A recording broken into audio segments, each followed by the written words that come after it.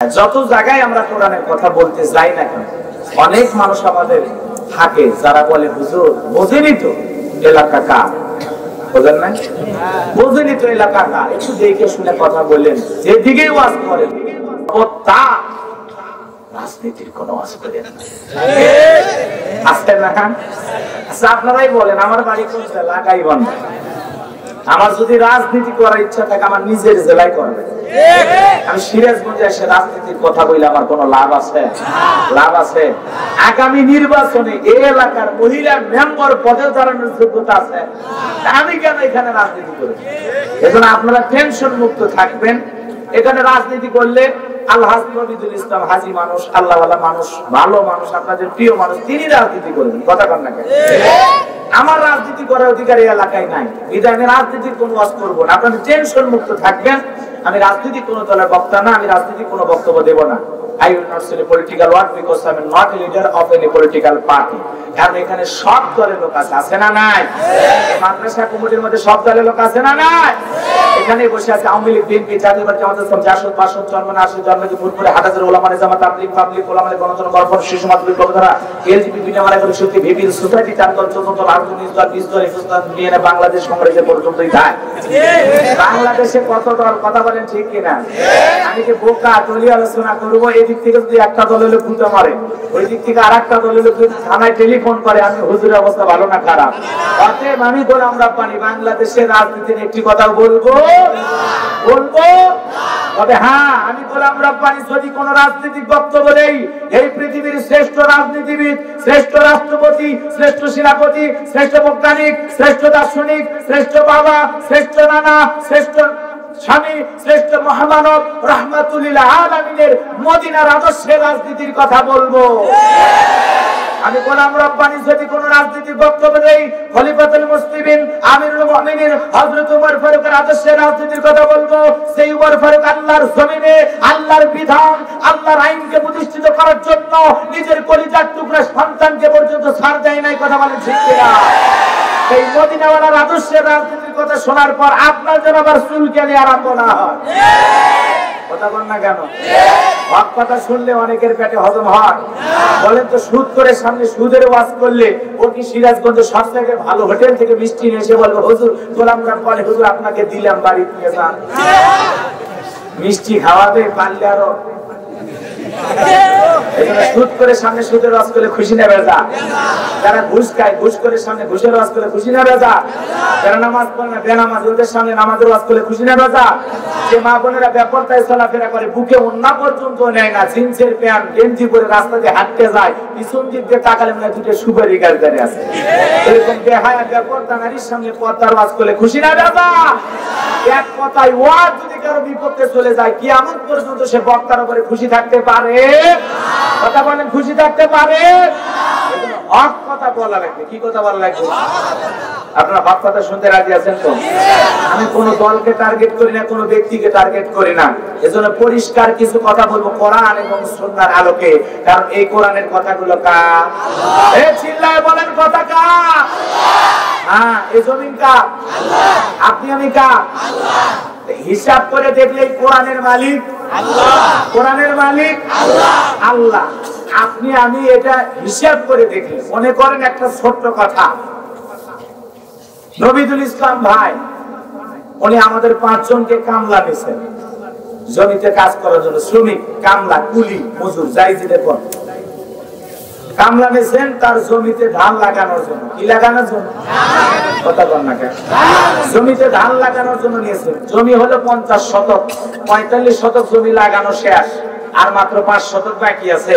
এর মধ্যে কয়েকজন মনে করেন হুষ্ট পুষ্ট, লালা কালা, তেরা বেকা, কেডার, বুঝলেননি, কয়েকটা মোটর সাইকেল নিয়ে এসে বলছে ধান লাগান বন্ধ কর। তখন আমরা বলতেছি ভাই আমরা তো গরিব মানুষ, কামলা দেই, আমরা এই যে দেখেন আর 5 শতক জমি লাগাইলেই আমরা আমাদের বিলটা পাবো, বেতনটা পাবো, এজন্য 5টা শতক জমি লাগাইতে বলে না। আর 1 শতক লাগা যাবে না, তোরা লাগাইতে আসছিস, আমরা সব জমি নষ্ট করতে আসছি, এই জমি একটা একটা করে ওয়াট তুলে নষ্ট করে ফেলে দেবো। তখন আমরা বলতেছি ভাই যাই করেন আর তাই করেন, একটা কথা শুনে আমরা 5 শতক লাগাইয়া জমিটা ক্লিয়ার করে আমরা খালি চেয়ারম্যান সাহেবের কাছ থেকে আমাদের পারিশ্রমিক, আমাদের বেতনটা আগে নেই, নেওয়ার পরে প্রয়োজন হলে এই জমির ওয়া তোলার সময় আমরাও আপনাদেরকে সহযোগিতা করি। কথা বোঝেন নাই? এই জায়গায় কথাটা কেন বললেন হুজুর? এই জমিনটা কার? কথা এখানে দ্বীনের চাষ, ইসলামের চাষ, কোরআনের চাষ করার জন্য আল্লাহ আমাদের কামলা হিসেবে পাঠাইছে, চাকর গোলাম হিসেবে পাঠাইছে। আসলে তো এই জমিনের মালিক আমরা না, কোরআনের মালিকও আল্লাহ না, সব কিছুর মালিক আল্লাহ। আমরা একটু বেতনের আশায় কাজ করতেছি, আমাদের বেতনের নাম জান্নাত। কথা বল, সেই বেতনের আশায় একটু কাজ করতেছি। যদি কিছু বলা লাগে কোরআনের মালিক আল্লাহকে যায় বলে। কথা বল না যায়? তাহলে কোরআনের মালিক আল্লাহ, জমিনের মালিক আল্লাহ, আপনার আমার জীবনের মালিক আল্লাহ। তো কোরআনের কথা বলার জন্য আপনারা মস্তান বোঝেন না মনে হয় না? মানে জমিন চাষ করতে দিচ্ছে না কিছু ক্যাডার, কিছু মাস্তান, বোঝেন না? নাম ধরে বলা লাগবে নাকি? কিছু বোঝেন, একটু ক্লিয়ার করা দরকার। কথা কর না কেন? এই জন্য যুগে যুগে এটা সিস্টেম ছিল। কিছু মাস্তান আছে আপনাকে কাজ করতে দেবে না, ভালোভাবে দিনের দাওয়াত দিতে দেবে না। প্রত্যেকটা নবী রাসূল যখন দিনের দাওয়াত দিতে গেছেন, কাফের বেঈমানের বাধা দিয়েছেন, বাধাকে উপেক্ষা করে তারা দিনের দাওয়াত, ইসলামের দাওয়াত দিয়ে গেছেন। কথা কন ঠিক কিনা? আপনার জন্য কেউ পথ তৈরি করে দেবে না যে এইভাবে দাওয়াত দেন। দিনের কথা বলতে গেলে, ইসলামের কথা বলতে গেলে, আল্লাহর জমিনে আল্লাহর রাজকে কায়েম করতে গেলে আপনাকে শত বাধার পথ পেরিয়ে সামনে যেতে হবে। কথা বলেন ঠিক কিনা? পরিষ্কার ভাবে গোলাম রব্বানী আমি আজকে আপনাদের সামনে ঘোষণা করতেছি, আজকের আলোচনা সভাপতির মতো হবে না, প্রধান অতিথির মতো হবে না, আজকের আলোচনা মাহফিল কমিটির মতো হবে না। আল্লাহর কোরআন যা বলবে গোলাম রব্বানী তাই বলবে। এতে কে খুশি কে বেজার ওইটা দেখার সময় নাই। কোরআনের কথা বলতে গিয়ে যদি ফাঁসির দড়িতে ঝোলা লাগে, জীবন বিলিয়ে দেওয়া লাগে, বাতিলের বুলেটের সামনে দাঁড়ানো লাগে, কোরআনের জন্য, দিনের জন্য জীবন দিতে রাজি, কিন্তু কোন নাস্তিকের পা চাটা গোলামি করতে আমরা মুমিন মুসলমানেরা রাজি নাই। কারা? দুহাত তুলে দেখা।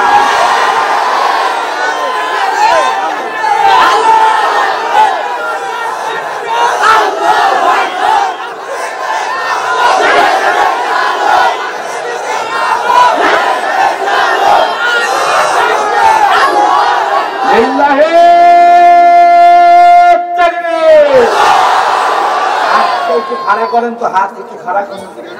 হ্যাঁ, এভাবে একটু নাড়া দেন তো, মাশাআল্লাহ। কারো হাতে নাকে যেন না লাগে। পরম করুণাময় দয়ালু আল্লাহর নামে শুরু করছি। সূরার নাম আল হজ, আয়াত নাম্বার 35।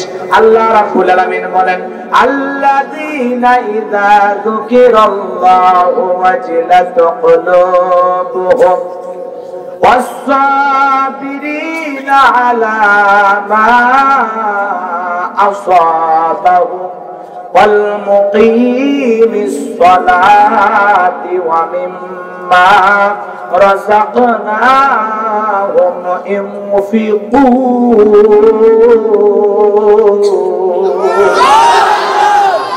আল্লাহ রাব্বুল আলামিন বলেন, আল্লাযীনা ইযা যুকিরাল্লাহু ওয়াজিলাত কুলুবুহুম, যারা ঈমানদার তাদের সামনে যখন আমি রবের নাম উচ্চারণ করা হয় ভয়ে তাদের অন্তরটা কেঁপে ওঠে। তাহলে ঈমানদারদের সামনে আল্লাহর নাম উচ্চারণ করলে অন্তর ভয়ে কেঁপে ওঠে। কার ভয়ে? আরো জোরে বলেন। আল্লাহ রাব্বুল আলামিন বলেন, ইন্নামাল মুমিনুনা আল্লাযীনা ইযা যুকিরাল্লাহু ওয়াজিলাত কুলুবুহুম। আল্লাহ রাব্বুল আলামিন বলেন, নিশ্চয়ই যারা আমার মুমিন বান্দা তাদের সামনে যখন আমি রবের নাম উচ্চারণ করা হয় ভয়ে তাদের অন্তরাত্মা কেঁপে ওঠে। তাহলে মুমিনদের সামনে আল্লাহর নাম উচ্চারণ করলে মুমিনের অন্তর ভয়ে কেঁপে ওঠে, শুধুমাত্র আল্লাহর ভয়ে। তাহলে মুমিনের অন্তরে কার ভয়? আরো করে বলেন, কার ভয়? আল্লাহ রাব্বুল আলামিন বলেন, ইয়া আইয়ুহাল্লাযীনা আমানু তাকুল্লাহ।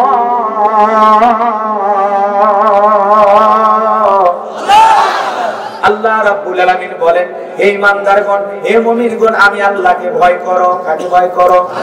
আল্লাহকে ভয় করার মতো ভয় করো, সেই ভয় আমাকে আপনাকে দুনিয়ার সমস্ত গুনাহ থেকে বাঁচিয়ে রাখতে পারে। কি ভয়? কথা বল না কেন? আল্লাহর ভয় এমন ভাবে অন্তরের ভিতরে আনতে হবে, সে ভয় দুনিয়ার সমস্ত গুনাহ ছেড়ে দিতে আপনাকে বাধ্য করে যে না আমি গুনাহের পথে হাঁটবো না, আল্লাহ নিষেধ করছে, আমি গুনাহ করব না, কারণ গুনাহগার কোন দিকে যাবে? আমি নেক কাজ করব, ভালো আমল করব, আমার আল্লাহ যেগুলো নিষেধ করেছে আমি সেগুলো করব না, আল্লাহ যেগুলো আদেশ দিয়েছে সেগুলো আমি করব। কথা কন না কেন? আমি আল্লাহর ভয়ে গুনাহ ছেড়ে দেব, আমি সুদ খাবো না, আল্লাহ হারাম বলেছে। কথা কন? আমি ঘুষ খাবো না, আল্লাহ হারাম বলেছে। আমি জমিদার ঠেলবো না, আল্লাহ নিষেধ করেছে। মন খারাপ করছে? এগুলো সমাজে আছে না নাই?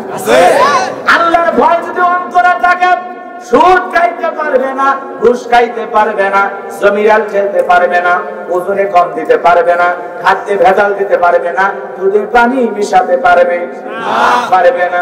খলিফাতুল মুসলিমিন আমিরুল মুমিনিন হযরত ওমর রাতের বেলায় তাহাজ্জুদের সালাত আদায় করতেন। এমন নেতা যে রাতের বেলায় তাহাজ্জুদের সালাত আদায় করেন, এগুলোই তো হলো আদর্শ নেতা। জোরে কোন সুবহানাল্লাহ।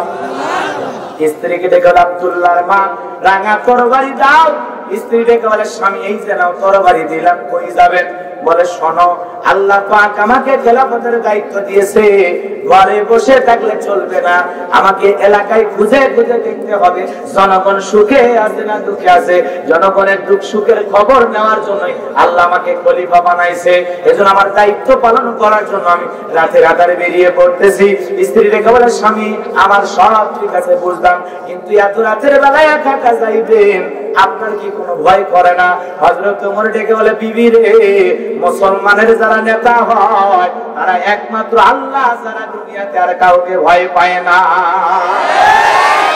কথাকে বোঝা গেছে? সত্যিকারী নেতারা আল্লাহ ছাড়া কাউকে ভয় করে। আরো জোরে বলেন করে।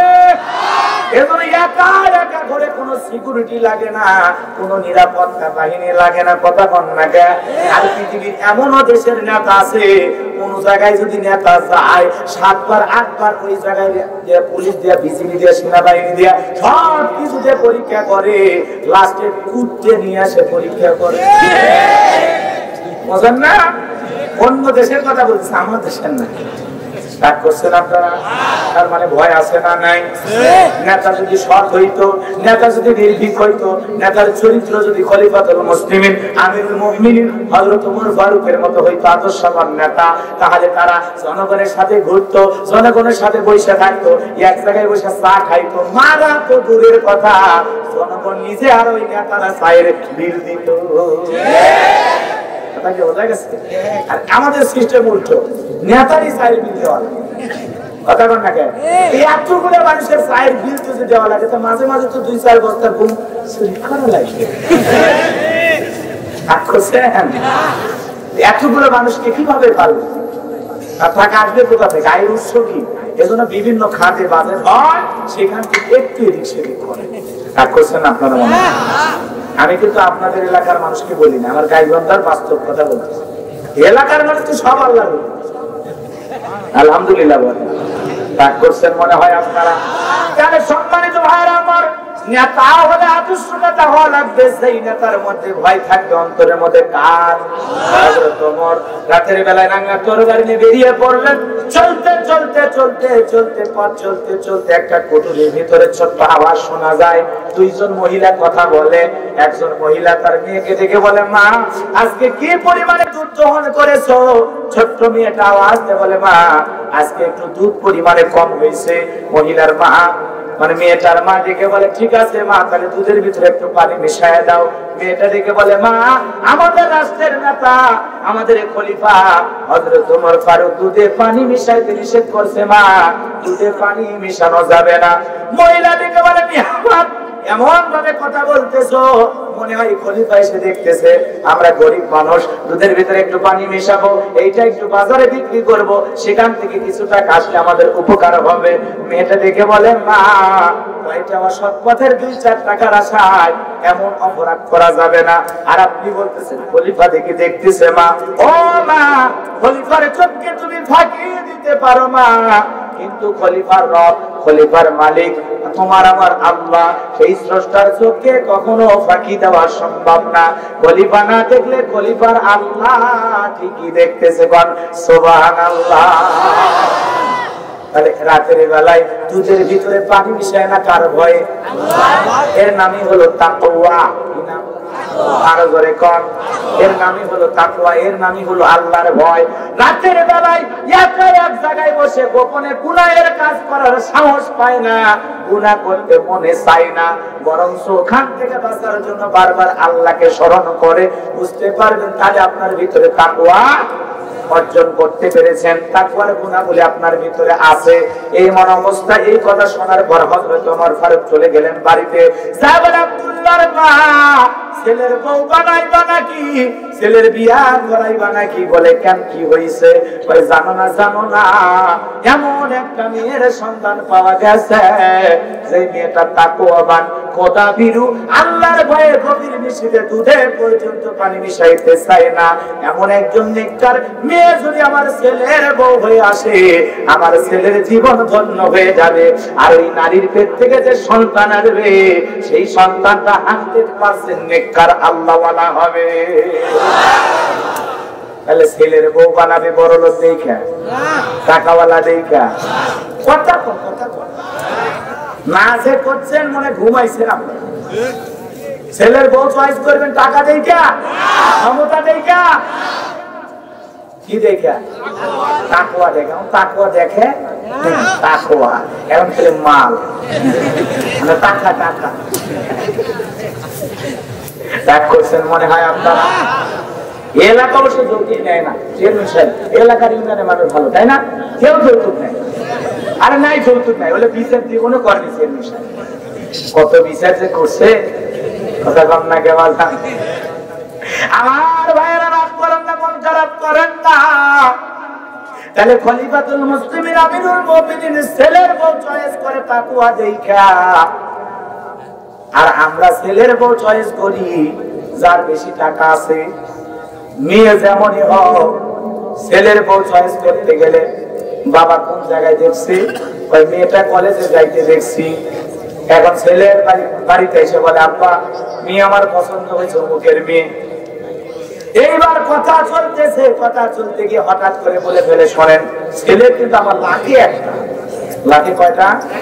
সেই ছেলে কিন্তু হ্যান্ডসাম, স্মার্ট বয়, সেই চেহারা, নায়কের মতো। চান্স পাইছিল, পাইলে তো সঠিক গান গাইছিল। এমন সুপারস্টার একটা ছেলে আমার ঘরে আছে। আপনার মেয়ের সাথে বিয়ে হয়েছে তো কপাল আপনার, জানেন? কপাল আপনার। কি করা লাগবে? আরে জানেন না, মানে আগে ছেলে প্রশংসা কেন করলো? দাম বাড়ানোর পরিশেষে তখন বলতেছি, এত নামি দামি একটা ছেলে আপনার মেয়েকে দেবো। আপনার শোনেন যে আমার বাড়ি কিছুর অভাব নেই, কোনো কিছুর অভাব নাই, মোটামুটি সব আছে। ছেলের একটা চাকরির কথা চলতেছে, তো ওই জায়গায় মোটামুটি 20 লাখ লাগবে। আমি মোটামুটি কিন্তু 10 লাখের মতো রেডি করছি, আপনি যদি খালি বাকিটা দেন। কথা কন না কেন? কি কায়দায় যৌতুক দেন? ছেলে চাকরি বলে তো আপনার মেয়ে সুখে থাকে। কথা কন, এরকম আছে না? কি কায়দায় যৌতুক দেয়, চাকরির বাহানা দিয়ে। খবর আছে না? রাগ করেন না, তো 12টা পর্যন্ত আসি কিছু বলে যায়, বাস্তব কিছু কথা না বলে তো বুঝবেন না, বুঝবেন? তাহলে ছেলের বউ চয়েস করে, এরকম আছে না? ছেলের বউ চয়েস করে, কলেজে যাচ্ছে চুল ছেড়ে দিয়ে, অটো ভ্যানে চলে যাচ্ছে চুল ছেড়ে দিয়ে। এমন বেড়ার দেখে আজকে একটা অটোতে যাইতে নিয়ে দেখছি, সেই ছেলের যদি বউ বানাতে পারতাম, ছেলেরা জীবনটা ধন্য হয়ে দেখে, নামাজ দেখে। চাচা নিয়ে আগে ছেলের বউ খুঁজতে গিয়ে বলছে, মা তুমি কি নামাজ পড়ো, তুমি কি পর্দা করো, তুমি কি কোরআন পড়ো, এগুলো জিজ্ঞাসা করছে। এখন ডিজিটাল যুগ, ওগুলো বলে না, এখন ডাইরেক্ট, মা গো তুমি কি এই যুগের কিছু সংস্কৃতি বোঝো? নিয়ে বলছে, যেমন যেমন তোমার ফেসবুক আইডি আছে। হ্যাঁ, কথা কন। তারপরে বলতেছে, মা তাহলে তুমি মোটামুটি সবই বোঝো। আচ্ছা মায়া মাঝখানের কি এগুলো এখন প্রশ্ন করে, মানে মেয়েটা কতটা ডিজিটাল, মেয়েটা কতটা আধুনিক, এইটা জানার জন্য এখন ডিজিটাল প্রশ্ন। মেয়ের ফেসবুক আইডি আছে কিনা, তাহলে ছেলের সাথে কি করে দেবে করছেন মনে হয় আপনারা। এ বাবা, তাহলে ছেলের বউ চয়েস করা লাগবে নেককার দেখা। আল্লাহর একজন ওলি ছিল, নাম তার আমর বিন আস। কি নাম বললাম? আমর বিন আস। এত বড় আল্লাহর ওলি ছিলেন, 2টা বছর ধরে মেয়ে খুঁজতেছেন, বিয়ে করবেন, কিন্তু দরকার মেয়েটা নেককার, আবেদা সালেহা। আমর বিন আস আল্লাহর ওলি চিন্তা করে, এমন একজন নেককার বিবি আমার দরকার, সেই মেয়ের পেট থেকে বের হবে এই জামানার বড় আলেম, এই জামানার বড় হাফেজ, এই জামানার বড় মুফতি মুহাদ্দিস। আমি চাই একটা নেককার বিবির মাধ্যমে যেন একটা নেক সন্তান আল্লাহ আমাকে দুনিয়াতে দেয়। নিজে বড় আলেম হতে পারি নাই, ছেলেটাকে বড় আলেম বানানোর স্বপ্ন দেখলেন আল্লাহর ওলি আমর বিন আস। এজন্য বাজান গো, আমার কথাই আছে, ক্ষেত ভালো তো ফসল ভালো, মা ভালো তো সন্তান ভালো। আমাকে একটা শিক্ষিত মা দাও, আমি একটি শিক্ষিত জাতি উপহার দেব। কথা বলেন ঠিক কিনা? এজন্য নেককার বিবি দরকার, নামাজি দরকার, পদ্মানি নারী দরকার। এই কথা চিন্তা করে আমর বিন আস পাত্রী খুঁজতেছেন কয় বছর? 2 বছর পরে একদিন নামাজ শেষ করলেন, পাশের বন্ধু ডেকে বলে, বন্ধু এতদিন পরে দেখা হয়ে গেল। হ্যাঁ দোস্ত দেখা হয়েছে। বলে বিয়ে করছো? বলে না করি নাই। 2 বছর ধরে পাত্রী খুঁজতেছি, নেককার একটা মেয়ে দরকার, সেই মেয়ে পর্দা করে, নামাজ পড়ে, রোজা রাখে, আল্লাহর ভয় যে মেয়ের অন্তরে, আল্লাহর কোরআন তিলাওয়াত করে, এমন একটা নেককার মেয়ে যার চেহারা দুনিয়ার কোনো মানুষ দেখে নাই, মা বাবা ছাড়া। এই কথা বলার পরে বলতেছে, দোস্ত এমন একটা মেয়ের সন্ধান আছে এই এলাকার মধ্যে। বলে কোথায় সেই মেয়ে? আমার ভাইরা অনেক লম্বা কথা, ঘটনাক্রমে মেয়ের তার সাথে বিয়ে হয়ে গেল, হালাল শরীয়ত সম্মত বিবাহর বন্ধনে আবদ্ধ হয়ে গেল আমর বিন আস। এইবার আমর বিন আস যখন বাসর ঘরে প্রবেশ করবে, তাকায় দেখে বাসর ঘরের ভিতরে তার প্রিয়তমা স্ত্রী জায়নামাজ ফেলে আল্লাহ রাব্বুল আলামিনকে সিজদা দিতেছে। আমর বিন আস স্ত্রীর নামাজ পড়ার দৃশ্য দেখে মনটা ভরে গেল। আল্লাহর কাছে ডেকে বলে, আল্লাহ যেমন নেককার বিবি চাইছিলাম তেমন নেককার বিবি পাইছি, যে স্ত্রী বাসর ঘরে নামাজ আদায় করে, এর চাইতে নেককার বিবি কি আর আছে? কথা কন না কে? আর আমাদের বাসর ঘরে কি এখন নামাজ আছে? কথা কন ভাই, নামাজ আছে? এলে যুবক না অন্য কিছু?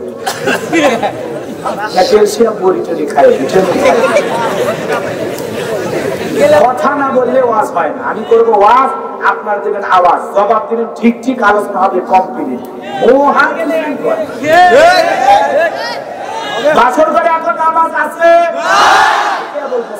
এইভাবে চলছে। এখন বাসর ঘরে কোনো নামাজ নাই। এখন প্রত্যেকটা বাসর ঘর তো ছোট খাটো সিনেমা হলের শুটিং। আপনার এলাকায় না থাকলে নাই মনে হয়? এই যে ক্যামেরা গুলো নিয়ে যায়, বিয়ের বাড়ির ক্যামেরাম্যান ধরে, আরে ঘুরে কি ভিডিও। আবার ওই ক্যামেরাম্যান তারপরে সাইডের লোকজন থাকে, শোনো জীবনী কি আর চান্স পাইবা, একটু বইয়ের মুখে তুলে খাওয়াও। ওই হাজার হাজার মানুষের মধ্যে ভোট তুলে কথা বল না কেন? 100% বউকে তুলে খাওয়ানো সব। কেউ যদি তার স্ত্রীর মুখে 1 লোকমা খাবার তুলে দেয়, আল্লাহ রাস্তায় সদকা করলে যে সব, আল্লাহ সেই সমপরিমাণ সব আমার নামায় লিখে দেয়। তাই বলে ভিডিও করে শুটিং করে হাজতামি করা জায়গা পাবো না। আবার শাশুড়ি এসে জামাই খিলেছে, শাড়ি এসে খিলেছে, ওরে বাবা কি আদর আপ্যায়ন। শাড়িরা দেখবেন কাটা পিড়িতে করে মিষ্টি নিয়ে এসে কাটার চামচ এরকম ধরে বলে, তুলে ভাই হা করে নিলে কলিতে ফুটে করে কি কায়দায় খাওয়াতে। বিয়ের বাড়ির অনুষ্ঠান থেকে মাথা কাজ করে না ভাই, মনে ছিল বিয়ে না কি সিনেমা হলে আছে না না। আবার দেখেন অন্য ধর্ম অবলম্বীদের সংস্কৃতি আমাদের ভিতরে ঢুকে গেছে। বাসর ঘরে ছেলে মেয়ে মালা বদল, কি বদল? নাই নাই নাই, মেয়ের গলায় ছেলে দিচ্ছে, ছেলে একটা হুজুরিটি বের করে দেখান তো যে এগুলো শরীয়ত সম্মত, বের করে দেখান একটা হুজুর আছে। অবশ্যই আপনি আপনার স্ত্রীকে ফুল যদি দেওয়ার ইচ্ছা হয়, মানুষের সামনে কে গোপনে একদিন ঘরের ভিতরে নিয়ে এসে বলবেন তুমি ফুল পছন্দ করো, আজকে 100-150 টাকা দিয়ে বা 500 টাকা দিয়ে তোমার জন্য শুধু ফুল কিনে নিয়ে আসছি, এই নাও তোমার জন্য আমার অফুরান্ত লাল গোলাপের ভালোবাসা। অবশ্যই দেবেন, তবে মানুষের সামনে না, নির্লজ্জ বেহায়ার মতো না, যে মানুষ ভিডিও করতেছে, সেলফি তুলতেছে, আর ওই অবস্থা আপনি বউকে চেপে ধরবেন, একটু কাছে যাবেন, মালা দেবেন, নির্লজ্জ বেহায়া কোথাকার ঠিক না? ধরবেন, কে নিষেধ করছে? বিয়ে করছে ধরবেন। এক দেখেননি একা একা খেতে থাক, ঘর দরজা বন্ধ করে খান, বিয়ে করছিস বা রাগ করেন না, এটা বাস্তব কথা। এমনি মানুষ কেন ডিজিটাল বক্তা বাইরে আমার রাগ করছেন আপনারা। সামনের দিকে যাইবা না, গভীর মনোযোগে কথাগুলো শুনবেন। মুসলমানেরা আপনাদের সাথে একটু ঘন ঘন দেখা হবে, আবারও 26 তারিখে আসবো, আবারও 30 তারিখে আসবো, একটু ঘন ঘন মানে কাছাকাছি দেখা হবে। মনে করেন না হুজুর একই বিষয় করবে, এক জায়গায় যাবেন, এক একটা বিষয় নিয়ে নতুন নতুন আলোচনা করার চেষ্টা করবো ইনশাআল্লাহ। দাওয়াতগুলো শেষে দেব, সামনের দিকে যাই। রাগ করছেন মনে হয়? তাহলে স্ত্রী বাসর করে কি করে? আরো করে নামাজ পড়ে, যার বিবি বাসর করে নামাজ আদায় করেছে তার জীবন ধন্য। যার স্ত্রী নামাজ পড়ে 5 ওয়াক্ত, দেখবেন যে স্ত্রী 5 ওয়াক্ত নামাজ পড়ে, এই স্ত্রীর সাথে কিন্তু স্বামীর তেমন একটা ঝগড়া লাগে না, তেমন একটা ঝগড়া লাগে না। যে স্ত্রী নামাজ পড়ে না, আল্লাহ চিনে না, নবী চিনে না, কোরআন হাদিস পড়ে না, পর্দার বালাই করে না, এমন বেহায়া স্ত্রীর সাথে কিন্তু দিনে রাতে ঝগড়া লাইগা থাকে। আল্লাহওয়ালা 5 ওয়াক্ত নামাজি মেয়েদের আশা আকাঙ্ক্ষা হয় ছোট, কি হয়? ছোট হয়। আর যারা নামাজ পড়ে না, রোজা রাখে না, পর্দা করে না, মাসে মাসে বিউটি পার্লারে যাওয়ার বিল দাও, কথা বলে স্বামী ভ্যান চালায় আর ওই বিউটি পার্লার যায় ভুরু ফ্লাগ করে, ভুরু ফ্লাগ করে আসে। কার বউ? রিক্সা চালক, ভ্যান চালকের বউ আছে না? নাই। এবারে সব রিক্সা চালক, ভ্যান চালকের বউয়ের কথা বলতেছে, যেগুলো ডিজিটাল ট্রেন যাচ্ছে নাকি? আমার ভাইয়েরা তাহলে হযরতে আমার বিনাশ মনটা ভরে গেল। স্ত্রী বাসর করে নামাজ আদায় করে এমন দৃশ্য দেখার পর নামাজ যখন শেষ হয়ে গেল, এইবার বাসর ঘরে প্রবেশ করে স্ত্রীর ঘন্টাটা টান দিয়ে দেখে, আল্লাহ চাইলাম কি, পাইলাম কি, দেখলাম কি, আর হইল কি। এক নজর বউকে দেখা বাসর ঘর থেকে বের হইছে। কয় নজর দেখছে? তখন স্ত্রী চিন্তা করে, আল্লাহ আমি কি আমার স্বামীর সাথে কোনো বেয়াদবি করলাম? সালাম কালাম তো ঠিকই দিলাম, স্বামী ঘরে প্রবেশ করলাম, আমি সালাম দিলাম, স্বামী আমার সালামের জবাব দিল, কিন্তু আমাকে এক নজর দেখার পর স্বামীটা কেন ঘরের বাইরে গেল জানার দরকার আছে না নাই? এইবার দরজায় যা বলে, শুনেছি আপনি বড় আল্লাহর ওলি, 5 ওয়াক্ত নামাজ পড়েন, এই জামানার সবচাইতে অনেক মানুষই আপনাকে আল্লাহর ওলি বলে জানে, আপনি আল্লাহর ভয় আপনার দিলের ভিতরে আছে, আপনি বলেন তো আপনার আমার সম্পর্কটা এখন কি? বলে আমরা হালাল স্ত্রী, স্বামী স্ত্রী। বলে যেটাই যদি হয়ে থাকে তাহলে আমাকে এক নজর দেখার পরে আপনি কেন বাইরে আসলেন? তখন দেখে বলে আমার দুঃখের কথা আমার কাছেই থাক। তখন বলে শোনেন, আপনি যদি আল্লাহর ওলি হয়ে থাকেন, আজকে আমার হক আপনি আদায় করবেন, বাসর ঘরে প্রবেশ করবেন।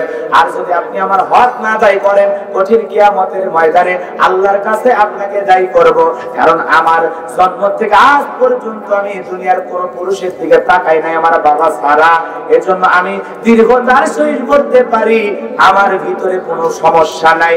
এই কথা যখন বললেন, আল্লাহর ওলি পরকালের ভয় অন্তরের মধ্যে ঢুকে গেল, যে যদি হক না আদায় করি তাহলে পরকালে আল্লাহর কাছে জবাব দেওয়া লাগবে। তখন আল্লাহর ওলি বাসর ঘরে প্রবেশ করলেন, স্বামী স্ত্রীর বৈধ ভালোবাসা হয়ে গেল। পরের দিন সকালবেলা আমর বিনাশ চলে গেলেন। 1-2 বছর চলে গেল, আর বইয়ের কাছে আসে না। এইভাবে কেটে গেল 25টা বছর। কয় বছর? 25 বলেছেন, আবার 20 বছর।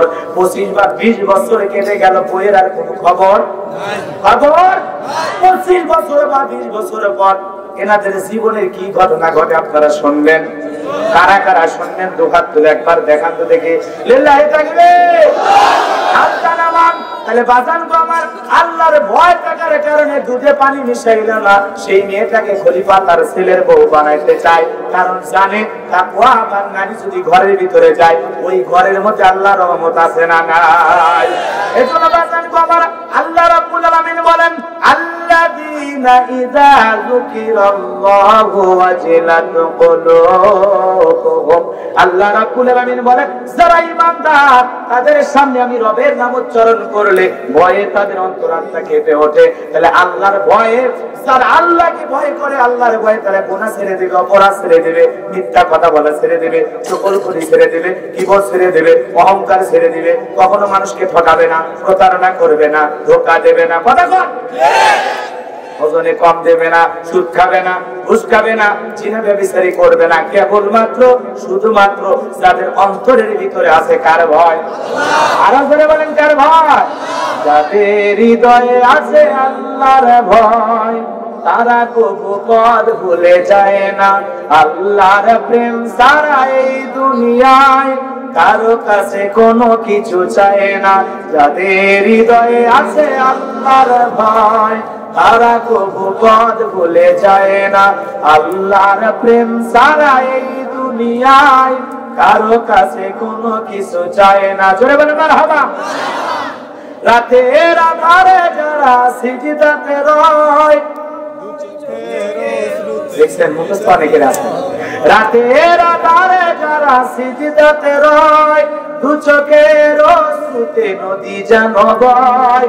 রাতের আধারে যারা সিজদাতে রয় দু চোখের অশ্রুতে নদী যেন বয়। চলনার হাত সানি যতই ডাকুক, চলনার হাত সানি যতই ডাকুক, পেছনে ফিরে ও তাকায় না। যাদের হৃদয়ে আছে আল্লাহর ভয় তারা কবু পথ ভুলে যায় না। আল্লাহর প্রেম সারা এই দুনিয়ায় কারো কাছে কোনো কিছু চায় না। জোরে বলেন মারহাবা। তাহলে দিলের মধ্যে কার ভয়? একটা বিষয় নিয়ে ওয়াজ করতে গেলে 1-2 ঘন্টা আলোচনা করা লাগবে বাজান, যেহেতু সময় সংক্ষিপ্ত। এক কথায় যার দিলের মধ্যে আল্লাহর ভয় আছে, অন্তরের মধ্যে তাকওয়া আছে, সে কোনোদিন গুনাহের কাজ করতে পারে না। গুনাহ ছেড়ে দেবে আল্লাহর ভয়। কার ভয়? আল্লাহর। মনে থাকবে তো ইনশাআল্লাহ। তাকওয়া অর্জন করতে হবে দিলের মধ্যে, শুধুমাত্র আল্লাহর ভয়, আল্লাহর ভয়। গুনার দিকে হাত বাড়ানো যাবে না, গুনার দিকে পা বাড়ানো যাবে না, গুনার দিকে ফিরেও তাকানো যাবে না। যেখানে গুনাহ সেখানে মুমিন থাকতে পারে না। সবের আঞ্জাম যেখানে, নেককার যেখানে, মুমিন থাকবে সেখানে। মনে থাকবে তো ইনশাআল্লাহ। তাহলে 1 নাম্বার হলো যারা ঈমানদার তাদের সামনে আল্লাহর নাম উচ্চারণ করলে, রবের নাম উচ্চারণ করলে ভয়ে অন্তরাত্মা কেঁপে ওঠে। বোঝা গেছে? তাহলে মুমিনের অন্তর কাঁপে কার ভয়ে? আরো জোরে বলেন কার ভয়ে? আপনাদের অন্তর কাঁপে তো আল্লাহর ভয়, কাঁপে তো। এরপরে আল্লাহ রাব্বুল আলামিন বলেন ওয়াস-সাবিরিনা আলা মা আসাবাহুম। 2 নাম্বার বিষয় আল্লাহ রাব্বুল আলামিন বলেন ওয়াস-সাবিরিনা আলা মা আসাবাহুম। বিপদ আপদে যারা ধৈর্য ধারণ করে, কি করে? আরো জোরে বলেন। বিপদ আপদে যারা ধৈর্য ধারণ করে আল্লাহ রাব্বুল আলামিন তাদের কথা বললেন ইন্নাল্লাহা মা'আস-সাবিরিন। নিশ্চয় ধৈর্যশীল বান্দাদের ভালোবাসেন কে? আল্লাহ। ধৈর্যশীলদের সাথে আছেন কে? আল্লাহ। এই সবরকারী ধৈর্যশীল বান্দাদের কথা আল্লাহ রাব্বুল আলামিন বলেন ওয়াস-সাবিরিনা আলা মা সাবাহুম। বিপদ আপদে যারা ধৈর্য ধারণ করে কার প্রতি? আল্লাহ। আরো করে বলেন কার প্রতি? মুমিন জীবনে অনেক বিপদ আসবে, মুসলমানের জীবনে অনেক বিপদ আসবে। নেক কাজ করতে গেলে, ভালো পথে চলতে গেলে অনেক বাধা বিপত্তি আসবে।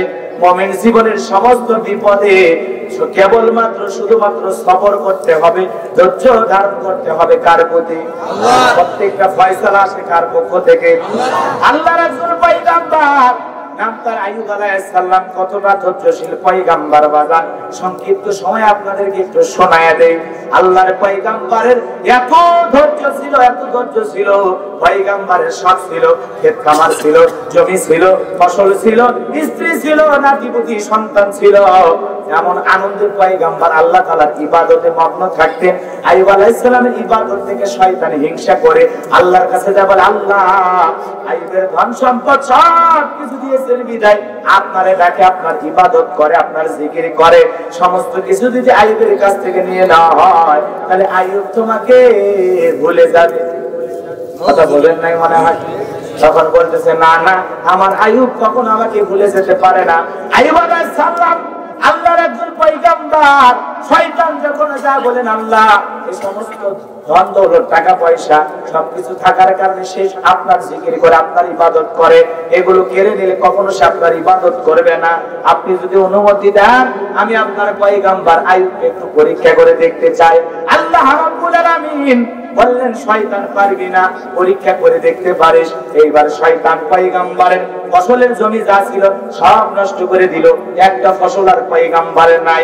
পয়গম্বরের সামনে মানুষের সুরত এসে বলে, ও পয়গম্বর তোমার ফসলের ধান মানে ফসলের জমি যা ছিল, ধান তো আর তখন ছিল না, ছিল ফসলের যা জমি সব নষ্ট হয়ে গেছে, কোনো ফসল আর আপনার নাই।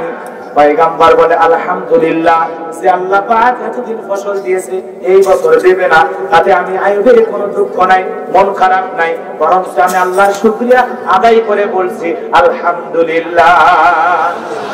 তাহলে পয়গম্বরের ফসলের জমি নষ্ট, তারপরে কি আলহামদুলিল্লাহ।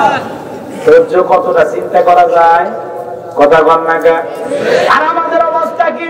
হাজি মানুষ 5 ওয়াক্ত সালাত আদায় করে, জমির ধান কাটবে, জমির ধান পেকে গেছে, রাতের বেলা একটু হালকা বাতাসে জমির ধান গুলো পইড়া গেছে।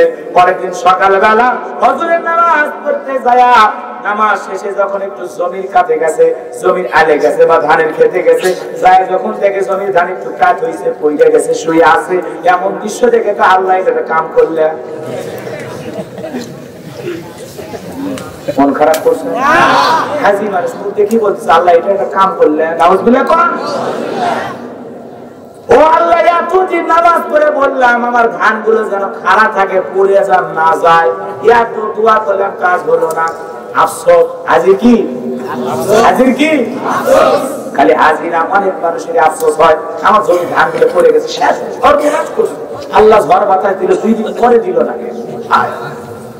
কথা বল, আপনার জমির ধান 20 মণ আসবে 1 বিঘায়, সেখানে ঝড় বৃষ্টি হয় বা পাথর পইরা শিলা বৃষ্টি পইরা যদি 1-2 মণ নষ্ট হয়, আল্লাহ কি পারে না পরের বছরে আপনার ওই জমিতে 25 মণ ধান দিতে? বরকতের ভান্ডার তো আল্লাহর কাছে, আপনি ব্যতীত হন কেন? পঞ্চগড় জেলায় গত 2 বছর আগে এমন ঝড় বৃষ্টি হয়েছে, খালি খের ছিল, কি ছিল?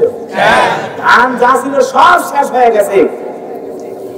তারপরে তারা শুকরিয়া আদায় করছে কার? আল্লাহ। এগুলো হতে পারে মুমিন জীবনে, এগুলো পরীক্ষা, এগুলো কি পরীক্ষা, কথা কন না কে বাজান। তাহলে ফসলের একটু জমি নষ্ট হয়ে গেলে হাজির ঈমান ওলটপালট হয়ে যায়, যুবকের চোখ মুখ কালো হয়ে যায়। আল্লাহর প্রতি শুকরিয়া আদায় করা তো দূরের কথা, মনে মনে ভয় আল্লাহ তোমার এই কাজটা ভালো হয়নি, জোরে কন নাউজুবিল্লাহ। 2 দিন পরে বৃষ্টি হলো, আকাশ মানে আকাশটা তো দোষ আছে না, আকাশটা খারাপ হয়েছে, 2 দিন পরে খারাপ হলো, এর আকাশের মালিক কে? আল্লাহ। ওগুলো তো দায়িত্বশীল আছে, মিকাইল দায়িত্ব পালন করতেছে, তোমার কথা শুনবে নাকি? মিকাইল কথা শুনে না আল্লাহ। ভাইরা আমার, লম্বা হয়ে যাবে, সংক্ষিপ্ত করে কথাগুলো বলতেছি, বেশি বললে বেশি হয়ে যাবে, কত বেশি বলবো না, হালকা করে বলতেছি। এরপরে শয়তান চিন্তা করলো ফসল নষ্ট করে লাভ হলো না, পয়গম্বরের খামার মানে ক্ষেত খামার বোঝেন তো, এগুলো তো বোঝেনি আপনারা ভালো, কারণ আমার ভাষা বুঝতে কি আপনাদের কষ্ট হয়, বিরক্ত মনে হয়? আমার ভাইয়েরা, পয়গম্বর এইবার পয়গম্বরের উট দুম্বা ছাগল যা ছিল সব মাইরা ফেলে দিয়েছে, একটাও পাইছে নাই, সব শেষ হয়ে গেছে। এমন অবস্থায় রাখালের সুরত এসে শয়তান ডেকে বলে আপনার উট দুম্বা ছাগল ভেড়া যা ছিল একটাও পাইছে না, সবগুলা মারা গেছে। পয়গম্বর দেখে বলে যে আল্লাহ পাক এতদিন এগুলো দেখা শোনা খাওয়া এগুলো থেকে দুধ দহন করে কত কিছু আল্লাহ পাক দিয়েছেন, সে আল্লাহ পাক যখন নিয়ে গেছেন, এখানে আইয়ুবের কোনো কর্তৃত্ব নাই, আইয়ুবের কোনো মন খারাপ নাই, আমি আইয়ুব আল্লাহর প্রশংসা আদায় করে পড়ছি আলহামদুলিল্লাহ। জোরে বলেন আলহামদুলিল্লাহ। উট দুম্বা ছাগল মারা যায়, এরপরে পয়গম্বর শুকরিয়া আদায় করে কার? আরো জোরে বলেন কার? আর আমরা একটা গাভীর বাছুর মারা গেলে, হায় হায়, আমার এলাকার এক চাচা গাভীর বাছুর মারা গেছে, গ্রামে এই পাড়া থেকে ওই পাড়া দৌড়াইতেছে, দৌড় মারতেছে। চাচা ধরে গেলাম, চাচা কি খবর? কথা সেই কথা কষ্ট আল্লাহ চোখ নেই, নাউজুবিল্লাহ। আরো জোরে বলেন নাউজুবিল্লাহ। কত মানুষ আছে এরকম ভাবে বলে না, এই কথা বা মিথ্যে কথা নাকি? তখন বলতেছে আল্লাহ তোক না, আমি তখন বললাম নাউজুবিল্লাহ। চাচা কি হয়েছে? সেই কথা কষ্ট বা আমার গরুর বাছুরটা হয়াই মরছে, গরুর বাছুরটা দুনিয়া আসেই মরছে, আমার বাছুরটা কিশোর পাবে। তাহলে চাচা এটা পরীক্ষা, এটা ছোটখাটো বাছুরের উপর একটু ঘটনা ঘটছে, আল্লাহ তো ইচ্ছে বলে আপনাকেও মারতে পারতো, আল্লাহ আমার পারলো না, বাছুর কিশোর পারলো না। বাছুর মারাতে যে খেতা খেপছে তো আজরাইলের নাম মামলা দিতে কথা জানা রাগ করছে। একটা ছাগল মারা যায়, একটু গরু মারা যায়, আপনি ধৈর্য ধারণ করেন। এমনও মুসলমান আছে 7 দিন খাবারই খায়, ওই টেনশন। এটা তো একটা পরীক্ষা, কথা বল না কেন? আল্লাহ রাব্বুল আলামিন বলেন ওয়ালা তাকুলুওয়ান্নাকুম বিশাইইম মিনাল খাউফি ওয়াল জু'i ওয়া নাকসিম মিনাল আমওয়ালি ওয়াল আনফুসি ওয়াত তামারাত ওয়াবাশশিরিস সাবিরিন। আল্লাহ রাব্বুল আলামিন জানায় দিলেন সূরা বাকারার ভিতরে আমার আল্লাহ বলেন আমি তোমাদেরকে পরীক্ষা করব ভয়ের দ্বারা। কিসের দ্বারা? সর্বপ্রথম আল্লাহ বলেন ভয়ের দ্বারা পরীক্ষা করব। বলেন তো বর্তমানে ভয় আছে না নাই? কথা বল না, আছে ভয় আছে না? জান মানে নিরাপত্তা আছে, আমরা ভয়ে আছি না? অনেক ভয়ে আছি। আমার এই কথা আল্লাহ রাব্বুল আলামিন বলেন ভয় দিয়ে পরীক্ষা করব, ক্ষুধা দিয়ে পরীক্ষা করব, ফসলের ক্ষতির দ্বারা, সন্তানের ক্ষতির দ্বারা, জানমালের ক্ষতির দ্বারা, সমস্ত ক্ষতির দ্বারা আমি আল্লাহ পাক পরীক্ষা করব। এই পরীক্ষাতে যারা উত্তীর্ণ হতে পারবে, যারা সবর করতে পারবে, ধৈর্য ধারণ করতে পারবে, এত ক্ষতি হওয়ার পরেও যে ইস্তেকামাত থাকবে, অবিচল অটল থাকবে, যে ফসলের ক্ষতি, জানের ক্ষতি, মালের ক্ষতি, সম্পদের ক্ষতি, ব্যবসা কয়েকদিন ভালো হয়েছে, একটু লস হয়েছে, তাতে কি? এইভাবে সমস্ত আপদ বিপদ বালা মুসিবতে যে ধৈর্য ধারণ করতে পারে, ওই ব্যক্তিগুলোর জন্য আল্লাহর পক্ষ থেকে সুসংবাদ। জোরে কন্যা ভাই সুবহানাল্লাহ। তাহলে মুমিনদের পরীক্ষা করেন কি? আরো করে বলেন কে? আমার ভাইরা গভীর মনোযোগ দিয়ে শুনবেন। এই সমাজের বুকে বাজার অনেক ঘটনা আছে, বলতে গেলে অনেক সময় লাগবে। দুঃখজনক ব্যাপার সমাজের মধ্যে আছে বাজার। দেখেন এই জায়গায় পয়গম্বরের যখন ক্ষেত খামার ফসল নষ্ট করলো, কোনো কাজ হলো না, তখন পয়গম্বরের ছেলে সন্তান নিয়ে, সন্তান যারা ছিল তাদের মারা গেল, বাড়ির ছাদ ভাঙে সবগুলো মারা গেছে, আর কেউ নাই। এইবার শয়তান এসে বলে আপনার সন্তান ছেলে মেয়ে যা ছিল মারা গেছে, কেউ বাইসা নাই। পয়গম্বর আল্লাহর শুকরিয়া আদায় করে বলে যে আল্লাহ পাক এতদিন তাদের মুখ থেকে বাবা ডাক শুনাইছে, এতদিন তাদের দেখাশোনা করার তৌফিক দিয়েছে, সে আল্লাহ পাকের হুকুমে তারা চলে গেছে। এখানে আইয়ুবের কোনো কর্তৃত্ব নাই, এখানে আমি আইয়ুবের কোনো মন খারাপ নাই, বরং আমি আল্লাহর শুকরিয়া আদায় করে পড়ছি আলহামদুলিল্লাহ। তাহলে সন্তান চলে গেলেন, ক্ষেত খামার ফসল নষ্ট হয়ে গেল, তারপরে পয়গম্বর দৃঢ়তার সহিত আল্লাহর জায়গায়, আল্লাহর ইবাদতের জায়গায় অবিচল অটল আছে। বাজান আমার ধৈর্য কতটা থাকলে এমন হয়? আর আজকের মা বোনেরা, আজকের মানুষেরা যদি একটা সন্তান মারা যায়, জন্ম হয়ে যদি বাচ্চাটা মারা যায়, ওই মহিলা কান্নাকাটি করে বলে আল্লাহ দিলু দিলু কে না কে আসে না, আসে না, আল্লাহ দিলু দিলু কে, এরকম আছে না? আমাদের এলাকায় হাইরে মা বোনেরা কি কান্নাকাটি করে মানুষ মারা গেলে। আপনাদের এলাকায় কি অবস্থা? কি অবস্থা? হাইরে চাচা, কয়েকদিন আগে আমার এক নানা মারা গেছে, আমার নানি মানে নানি খালা সবাই কান্নাকাটি করতেছে। খালার সাথে মোটামুটি আমার ভালো সম্পর্ক। খালাকে বললাম খালা কান্দেন না, বলে ওযু করে কোরআন পড়েন, অথবা ভিতরে যায় জিকির করে দোয়া ইস্তেগফার করে দোয়া, কান্নাকাটি করে লাভ নেই।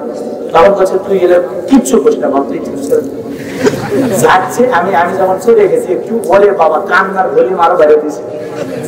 এমন কায়দায় মহিলারা বিলাপ করে কান্নাকাটি করে, কয় বাবা আমার সেদিনই গেছিল রে, আমার বাড়ি যায় আমার হাতে পিঠা খাইয়া বলে আইরে মা তোর হাতের পিঠা এতই মজা হচ্ছে না। আমার বাপ পিঠে খায়া মরছে না, গরুর গোস্ত খায়া মরছে, ওই বিলাপ করে কান্নাকাটি করে, আছে না? মনে করেন মানুষ মারা গেছে 6টা বার, এদিকে অথবা ঢেল চলে যাচ্ছে, হাই রে মহিলারা কান শোনা নাই। মানুষ বলছে কি হয়েছে কি হয়েছে, মানুষ ঠিক মনে করে মানুষ বলছে, তাই না? এইভাবে বিলাপ করে কান্নাকাটি করা ইসলামে জায়েজ? জায়েজ নাই। বিলাপ করে কান্নাকাটি কে বলছে আপনাকে? আপনি অবশ্যই শোক প্রকাশ করবেন। আত্মীয় স্বজন মারা গেছে, আপনার শোক প্রকাশ করতে হবে দোয়ার মাধ্যমে। কিসের মাধ্যমে? মৃত ব্যক্তি চলে গেছে, তার জন্য দোয়া করেন, কোরআন পড়েন, ইস্তিগফার করেন, তার জন্য আপনি দোয়ার ব্যবস্থা করেন। কথা বলেন কান্না করিয়া খালি সেই কান্নাকাটি আছে না নাই? আছে। আপনাদের এলাকায় নাই বাজার? কারণ এই এলাকায় আলেম ওলামা অনেক বেশি। কথা বল না কেন? এই জন্য হয়তো আপনাদেরকে বুঝায় ফিরে আসছে বাজার। মানুষ মারা গেলে এইভাবে কান্নাকাটি করা যাবে না। আর দেখবেন মা বোনেরা, মানুষ মারা গেলে কান্নাকাটি দেখার জন্য এই গ্রামের মহিলা ওই গ্রামে যায়, যায় না? যায় না? আমার এক আত্মীয় আছে, ধরছি, ধরে গেছে কি ব্যাপার, কোন জায়গায় গেছে, ওই বাল্যে পুকুর। কি হয়েছে? ওই এলাকায় একটা মানুষ হয়েছে, আমি বাল্যে পুকুর গেছে, তোমার আত্মীয় হয়? না, হয় না। তো দেখতে যাবো, ওই পাগলা দেখতে গেলে একটা মজা আছে। কি মজা আছে? দেখি ওই লোকটা যে মারা গেছে, তার ছেলে মেয়ে কে কেমনি কান দিচ্ছে। ভাই রে ভাই, আজকে সর্বনাশ হয়ে গেছে। কে কি হয়েছে? বড় মেয়েটা চুল কান দিচ্ছে না বাপের ছেলে, আর ছোট মেয়েটা থামানি যাচ্ছে না, বাপের শোকে অজ্ঞান হয়ে যাচ্ছে। আর ওই বড় মেয়েটা মানে কাফিরের আত্মা। ভাই কথা কর লাগে, আছে না? এইভাবে তো আমাদের সমাজ চলতেছে ভাই। কান্না দেখতে যায়, কি দেখতে যায়? মৃত ব্যক্তিকে দেখে শেখা লাগবে যে এইভাবে আমাকে তোমাকে চলে যেতে হবে। আজকে ওই ব্যক্তির জানাজা হচ্ছে, আজকে বিকেলে আমার হতে পারে, আগামীকাল আমার জানাজা হতে পারে, চলে যেতে হবে। নামাজ ধরো, রোজা করো, কোরআন পড়ো, এইভাবে চিন্তা করতে হবে। তা না কইরা কে কেমনে কান দিচ্ছে সেই ট্রেনিং দেখে আসছে। আছে না নাই? রাগ করছেন আপনারা? মন খারাপ করলেও কিছুই নাই বাজান। সামনের দিকে যাই। আল্লাহর পয়গম্বর আইয়ুব আলাইহিস সালাম কতটা ধৈর্যশীল ছিলেন বাজান। সব যখন শেষ হয়ে গেল, শয়তান আল্লাহর কাছে বলে, আল্লাহ ক্ষেত খাওয়ার ফসল সব শেষ হয়ে গেছে, তারপরে তোমার পয়গম্বর এখনো তোমার ইবাদত করে, কিন্তু আমার বিশ্বাস যদি আইয়ুবের শরীরে একটু রোগ দেওয়া যায়, শরীর ভালো আছে তো, এই জন্য আপনারে বলে না একটু অসুখ দেওয়া দরকার, বিপদ দেওয়া দরকার, তাহলে শরীরে যদি বিপদ দেওয়া হয় আপনাকে ভুলে যাবে। আল্লাহ রাব্বুল আলামিন বলে কখনো ভুলে যাবে না। তখন শয়তান দেখে বলে তাহলে অনুমতি দেন। তখন আল্লাহর পয়গম্বর আইয়ুব আলাইহিস সালামের দেহের ভিতরে রোগ দেখা দিল। বাজান গো আমার, এক নয় দুই নয় 18টা বছর পয়গম্বর রোগের ভিতরে থাকলেন, শোকের ভিতরে থাকলেন পয়গম্বর। এরপর 18টা বছরের মধ্যেও 18 সেকেন্ডেও আল্লাহর জিকির বলে নাই। বলেন সুবহানাল্লাহ। রহিমা সুন্দরী তার ভাগ্যবতী স্ত্রী, শয়তান একদিন ধোঁকা দিয়ে রাস্তার মধ্যে ধরে বলে, ও রহিমা, অসুস্থ স্বামীর সেবা করে কি লাভ? তোমার জীবন যৌবন উপভোগ করার জন্য তুমি চাইলে অন্য জায়গায় বিয়ে করতে পারো, কি লাভ হবে অসুস্থ স্বামীর সেবা কইরা? এই কথা রাস্তার মধ্যে ধইরা রহিমা সুন্দরীকে বলল ইবলিস, শয়তান। কথাকে বোঝা গেছে বাজান যুবকের সুরতে। এইবার রহিমা সুন্দরী পয়গম্বরের কাছে যা বলে, ও আমার স্বামী, পথের মধ্যে একজন যুবক ধরে আমাকে বলেছে কি লাভ অসুস্থ স্বামীর সেবা কইরা, নতুন আরেকটা স্বামী গ্রহণ করো, তোমার জীবনকে তুমি উপভোগ করো। আইয়ুব আলাইহিস সালাম ডেকে বলে, বিবি রে, ওইটা কোন যুবক না, ওইটা কোন মানুষ না, ওটা হলো ইবলিস, শয়তান তোমাকে ওয়াসওয়াসা দিয়েছে। রাস্তার মধ্যে যুবকের সুরতে কেউ কিছু বলে, এইটা যায় স্বামীর কাছে বলতো রহিমা সুন্দরী। কথা বল না কেন? আর এখনকার যুগের মা বোন হলে বলবে বাস স্ট্যান্ডে যাওয়ার সময় গাড়িতে হ্যান্ডসাম একটা যুবকের সাথে দেখা হয়ে গেল। ওই লাকি ভাই পারলে ওই যুবকের মোবাইল নাম্বার নেবে। কথা বল না কেন? মোবাইল নাম্বার নেবে। স্বামী যখন বাড়িতে থাকবে না, সুযোগ পাইলেই বলবে, হ্যালো কে? চেনো নাই? আমি তোমার ওই যে পর্দার মধ্যে দেখা হলো বাস স্ট্যান্ডে, সেই লাকি ভাবি। কথা কন, এই তো হলো মা বোনদের অবস্থা। এই বাস্তব কি কিচ্ছু সমস্যা নেই। আপনারা মনে করতেছেন হুজুর এলো আর শুনছি, বাদ দেন, তাই করবো? খারাপ লাগে? বাস্তব না? সামনে যায় মা বোনদেরকে নিয়ে আর যুবকদেরকে নিয়ে স্পেশাল কিছু ওয়াজ করবে ইনশাআল্লাহ। আল্লাহর পয়গম্বর আইয়ুব আলাইহিস সালাম রোগের ভিতরে আছেন, রোগের ভিতরে আছেন, তারপরে কাকে বলেন নাই? আরো জোরে কোন কাকে বলেন নাই? আর আমরা 5 দিন 7 দিন অসুস্থ থাকলে আল্লাহর উপরে এত বিরক্ত হই আল্লাহকে বলে, আল্লাহ দেখো আল্লাহ আমি কি ইবাদত। আবার কিছু কিছু লোক আফসোস করে কয়, হুজুর আমি নামাজ পড়ি, হুজুর রোজা রাখি। কত মানুষ নামাজ কালা পড়ে, ওর রোগ হয় না, আমার এতই রোগ, এতই সমস্যা আছে না? আল্লাহ যে তোমার পরীক্ষা করতেছে এটা বিশ্বাসই করে আছে না? আর দেখেন রহিমা সুন্দর এই জায়গায় ধৈর্যটা দেখেন। স্বামী কত বছর অসুস্থ?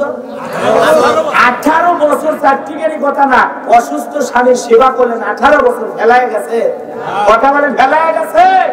আর এখন 18 বছর তো মানে দূরের কথা, 18 মাস হল। 6 মাস যদি স্বামী অসুস্থ থাকে, 6 মাস যদি অসুস্থ থাকে, ঔষধ খিলাইতে বউ বিরক্ত হয়ে গেল, ধরো তো খাও তো না, উদ্ধার কর কথা কন না কেন? ঔষধ খেলে স্বামী গাইল পাইরে পাইলে আছে না নাই? 6টা মাস আমার ফেলে ফেলো অসুস্থ, জ্ঞান গায়, মরে না, ঢাকাটা ক্লিয়ার হয় না। দেখো এগুলো বউকে শিক্ষা নিতে হবে রহিমা সুন্দরী জীবন। 18 বছর স্বামী অসুস্থ, রাগ করা তো দূরের কথা, স্বামীর জন্য আরো খাবার নিয়ে আসছে। সুবহানাল্লাহ। রাগ করছেন মা বোনেরা? হ্যাঁ, স্বামীর খেদমতের ওয়াজ করলে খুব ব্যস্ত। আমার ভাইরা বাড়ি গাই বান্ধা কি আছে? আমার গাই বান্ধার ভাষায় অ্যাঙ্গেল হটিনে আসবে, অ্যাঙ্গেল সব দিনে করা লাগে, সব দিনে সব ওয়াজ করা লাগে। আসেন এক এক জায়গায় এক এক ওয়াজ করুন, বেশি হিট দেওয়া যাবে না। আমারই হিট চেয়ারম্যানের বাড়ির মাফিন সব জায়গা হিট দিলে চলবে না?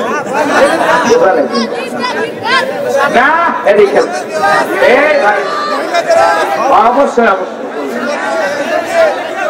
আমার বাইরে সামনের দিকে যায়, গভীর মনোযোগে শুনবেন। পয়গম্বর আইয়ুব আলাইহিস সালাম 18 বছর পরে পয়গম্বরের জিহ্বার ভিতরে ঘা কোন জায়গায়? এই বাজান, এই যুবক, দিলটা নরম করে শোনো। পয়গম্বরের জিহ্বার ভিতরে ঘা। আল্লাহ পয়গম্বর আইয়ুব আলাইহিস সালাম আল্লাহর কাছে কেঁদে কেঁদে বলে, আল্লাহ ও আল্লাহ, 18টা বছর রোগের ভিতরে ছিলাম, কিছুই বলি নাই, কিন্তু মালিক 18টা বছর পরে আমার জিহ্বার ভিতরে ঘা ঢুকে গেছে।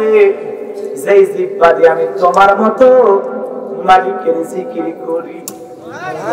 আল্লাহ,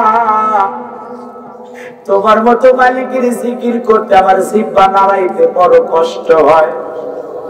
তুমি যদি তোমার আইয়ুবের প্রতি রহম করো আল্লাহ, আমার জিহ্বার ঘাটা যদি ভালো হয়ে যায়, আমি তোমার মতো মালিকের জিকির করে বড় শান্তি পাইব। এ যুবক, তোমার জিহ্বা ভালো থাকার পরে আল্লাহকে ডাকো না। এই জিহ্বা দিয়ে কত কথা বলতেছো, কিন্তু মালিকের নাম তো জবানে আসে না। এই জিহ্বা দিয়ে বন্ধুকে ডাকো, বাবাকে ডাকো, মাকে ডাকো। আসমানের মালিক আল্লাহ ডেকে বলে, গোলাম, এই জবান দ্বারা যখন বন্ধুকে বন্ধু বলে ডাকো, বন্ধুর দিলটা বইরা যায়। এই জবান দ্বারা যখন মাকে মা বলে ডাকো, মার কলিজা ভরে যায়। এই আল্লাহ রাব্বুল আলামিন বলেন, গোলাম, আমার দেয়া জবান দ্বারা যখন মাকে মা বলে ডাকো, মা খুশি হয়। বাবাকে বাবা বলে ডাকলে বাবা খুশি হয়। ওই জবান আমি আল্লাহ পাক দিয়েছি। ওই জবান দ্বারা যদি আমি আল্লাহকে আল্লাহ বলে ডাক দাও, আমি আল্লাহর কুদরতি অন্তর ভরে যায়। একটু জবান ছেড়ে যুবকেরা সবাই ডাক দে, বলে আল্লাহ। একটু ভালোবাসা আবেগ নিয়ে জোরে বলে ডাক দাও, আল্লাহ। আরেকবার জোরে ডাক দিয়ে বলো, আল্লাহ। আল্লাহ আল্লাহ বলে ডাক দিলাম, বলেন তো আসমান জমিনের মালিক আল্লাহ খুশি না? আইয়ুব আলাইহিস সালামের জিহ্বা অসুস্থ, এর পরে পয়গম্বর আল্লাহর জিকির ছাড়ে না। আল্লাহ কি ডেকে বলে, আল্লাহ, এই জিহ্বা নাড়াইতে বড় কষ্ট হয় মালিক গো, জিহ্বার ভিতরে গা। পয়গম্বর যখন চোখের পানি ছেড়ে দিয়া বলে, আল্লাহ তোমার মতো মালিকের জিকির করতে বড় কষ্ট হয়। আল্লাহ আসমান থেকে ডেকে বলে, আইয়ুব এত বছর রোগের ভিতরে রাখলাম, কোনদিন আমার কাছে দোয়া করলাম না, কোনদিন রোগ থেকে মুক্তির জন্য আমার কাছে প্রার্থনা করলাম না। আজকে জিহ্বা দিয়ে আমি মালিকের জিকির করো, সেই জিহ্বায় ঘা ধইরা যাওয়ার কারণে তোমার বড় কষ্ট হয়। ও পয়গম্বর, তোমার পরীক্ষায় তুমি পাস করেছো, আর কোনো কষ্ট নাই। আজ থেকে আমি আল্লাহ পাক তোমাকে আবারও আগের মতো সব ফেরাইয়া দিলাম। আইয়ুব আলাইহিস সালামের জন্য পানি নিয়ে আসলেন জিবরাইল। সেই পানি দিয়ে পয়গম্বর গোসল করলেন। দেখো আগের চাইতে দ্বিগুণ সুন্দর আল্লাহ ফেরাইয়া দিয়েছেন। পয়গম্বরের ক্ষেত খামার ফসল যা ছিল সব আল্লাহ পাক ফেরাইয়া দিল। আগের মতো সুখ এখন আইয়ুব আলাইহিস সালামের জীবনে। একদিন আল্লাহ আসমান থেকে ডেকে বলে, আইয়ুব এখন তুমি কেমন আছো? আইয়ুব আলাইহিস সালাম ডেকে বলে, আল্লাহ আগে ভালো ছিলাম। আল্লাহ ডেকে বলে, পয়গম্বর কেমনে জানতে চায়? আল্লাহ রাব্বুল আলামিনের পয়গম্বর আইয়ুব আলাইহিস সালাম ডেকে বলে, আল্লাহ আপনি জানার পরেও যেহেতু জানতেছেন, আপনাকে বলে দেই, আমি যখন 18টা বছর রোগের ভিতরে ছিলাম, প্রতিদিন দিনের মধ্যে একবার আপনি আসমান থেকে বলতেন, আইয়ুব তুমি কেমন আছো? এই কথার মধ্যে এত মজা, এত মধু, এত প্রেম, এত ভালোবাসা। আপনার কুদরতি জবানের একবার আইয়ুব তুমি কেমন আছো দিনের মধ্যে শোনার পর সারাটা দিনের 24 ঘন্টার কষ্ট আমি আইয়ুব ভুলে যেতাম। আল্লাহর কুদরতি জবানের কথা কত মধুর, জান্নাতে গেলেই শোনা যাবে। সেই জান্নাত হলো আমাদের টার্গেট। এজন্য সবর করা লাগবে, ধৈর্য ধারণ করা লাগবে। ছাগল মইরা গেলে শোক করবেন না, সন্তান মারা গেলে শোক করবেন না। এইভাবে ক্ষেত খামার ফসল ব্যবসা বাণিজ্য 2 দিন ভালো যায়, 1 দিন খারাপ যেতে পারে, আফসোস করবেন না, হতাশাগ্রস্ত হবেন না, ভেঙে পড়বেন না, কপাল থাপড়ায় বলবেন না আল্লাহ আমার কপাল খারাপ, এজন্য জমি ধান পইরা গেছে, এমন তেমনই করবেন না। কারণ এই তকদিরের ভালো মন্দ আল্লাহর হাতে। আল্লাহ মাঝে মাঝে ছোটখাটো বিপদ আপদ দিয়া মুমিনকে বড় বড় বিপদ থেকে বাঁচাইয়া দেয়। বোঝা গেছে বাজান? এরপর রাতে আল্লাহ রাব্বুল আলামিন বলেন, তাহলে 2 নাম্বার বিষয় বুঝতে পারছেন, ওয়াসসাবিরিনা আলা মা আসাবাহুম, যারা বিপদ আপদে ধৈর্য ধারণ করে। 3 নাম্বার হলো ওয়াল মুকিমিস সালাহ। 3 নাম্বার হলো যারা নামাজ কায়েম করে। কি করে? আরো করে বলেন, কি কায়েম করে? 3 নাম্বার হলো যারা নামাজ কায়েম করে। বাজান গো আমার, তাহলে 1 নাম্বার আল্লাহর ভয় যাদের অন্তরের মধ্যে আছে, আল্লাহর নাম শুনে অন্তরে কেঁপে ওঠে। 2 নাম্বার যারা ধৈর্য ধারণ করে, সবর করে, বিপদ আপদ আসলে তারা ধৈর্য ধারণ করবে, সবর করবে। আর 3 নাম্বার যারা ওয়াল মুকিমিস সালাহ, নামাজ কায়েম করবে। নামাজ কায়েম করবে, নিজে নামাজ পড়লে হবে না, আহাল পরিবার পরিজন যারা আছে তাদেরকে নামাজি বানানোর দরকার আছে না নাই? সূরা তাহরিমের 6 নম্বর আয়াতে আল্লাহ পাক বলেছেন, হে ঈমানদারগণ তোমরা নিজেরাও জাহান্নামের আগুন থেকে বাঁচো, তোমার আহাল পরিবার পরিজন যারা আছে তাদেরকেও জাহান্নামের আগুন থেকে বাঁচানোর চেষ্টা করো। হে যুবক, তোমাদেরকে আজকে বলে যাই, নামাজের কথা তোমাদের মনে থাকে না, অথচ আল্লাহর একজন গোলাম, অধ্যক্ষ গোলাম সরওয়ার সাইদি, আহারে 2500 দরবার শরীফের পীর ছিলেন। আল্লাহর গোলাম এত সুন্দর করে বক্তব্য দিতেন, যুবকদেরকে ডেকে বলেন, এই যুবক তুমি কি এখনো মসজিদে ঢুকলা না? এই যুবক এখনো কি তুমি নামাজ পড়বা না? এই যুবক এখনো তুমি গুনাহ কি ছাড়তে পারলা না? দেখো না যুবক, টাকা দেখো, করোনা দিয়ে আল্লাহ বিপদ দিয়ে মসজিদ বন্ধ করে দিয়েছিল, জামাত পড়ছে 5 জন, জুমার নামাজ পড়ছে 12 জন। কথা দেখাইছেন আল্লাহ। আল্লাহ আপনি এমন একটা পরিবেশ পরিস্থিতি দিয়েছে, চাইলেই মসজিদে ঢুকতে পারতেন না। তখন আল্লাহ পাক বিপদ আপদ চাপায়া আপনাকে আমাকে বুঝায়া দেয়, গোলাম এখনো বাঁকা পথ থেকে সঠিক পথে আসো, ভুল পথ থেকে সঠিক পথে আসো, গুনাহ ছেড়ে নেকের পথে আসো। কথা কোন ঠিক কিনা? এই অত্যন্ত গোলাম সরোয়ার সাইদি হুজুর এত আল্লাহকে ভয় করতেন, এত আল্লাহকে ভয় করতেন। লাইফ সাপোর্টে থাকা অবস্থায় আল্লাহর গোলাম নামাজ আদায় করেছেন। জোরে বলেন আল্লাহু আকবার। অত্যন্ত গোলাম সরওয়ার সাইদি লাইফ সাপোর্টে থাকা অবস্থাতে আল্লাহর গোলাম আল্লাহকে সিজদা দেওয়া বন্ধ করে নাই, আল্লাহর নামাজ কাজা করে না। চিন্তা করেন ওই মানুষটার আরো দৃশ্য দেখলাম। এরকম মুরব্বীরা আছে, অনেক মুরব্বী আছে, তারা ওযু করতে পারে না, কিভাবে ওযু করতে হবে। আল্লাহর গোলাম দেখলাম, গোলাম সরওয়ার সাইদি অনেকগুলো বৃদ্ধ মানুষকে নিজের হাতে দেখায় ওযু করা শেখাচ্ছেন। জোরে বলেন আল্লাহু আকবার। আল্লাহ যেন তার প্রিয় গোলামের কবরকে জান্নাতের বাগান বানায় দেন, জান্নাতের উচ্চ মাকাম দান করেন। অত্যন্ত গোলাম সরওয়ার সাইদি হুজুরের কবর যেন আল্লাহ জান্নাতের বাগান বানায় দেন, জান্নাতুল ফেরদাউসের মেহমান হিসেবে কবুল করেন। যার জানাজায় লক্ষ লক্ষ মানুষ যায়, চোখের পানি ছেড়ে দিয়ে কাঁদলেন, কলিজার টুকরা ছেলেগুলো কাঁদলেন, সন্তানগুলো বাবার শোকে কান্না করলেন। ছোট্ট বাচ্চা কান্না করে, বড় ভাই দেখে বলে ভাই কান্দিস না, বাবা আছে আছে।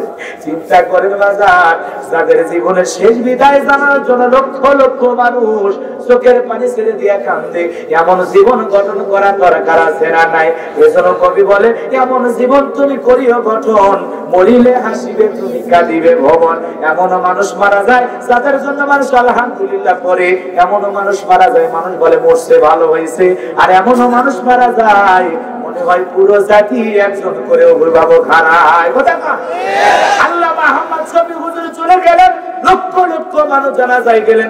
আল্লাহর এই গোলামকে আল্লাহ 105 বছর হায়াত দিয়েছেন, জীবনের মৃত্যু পর্যন্ত যিনি কোরআন সুন্নাহর পথে অবিচল থাকলেন, মানুষকে দ্বীনের শিক্ষা দিয়ে গেলেন।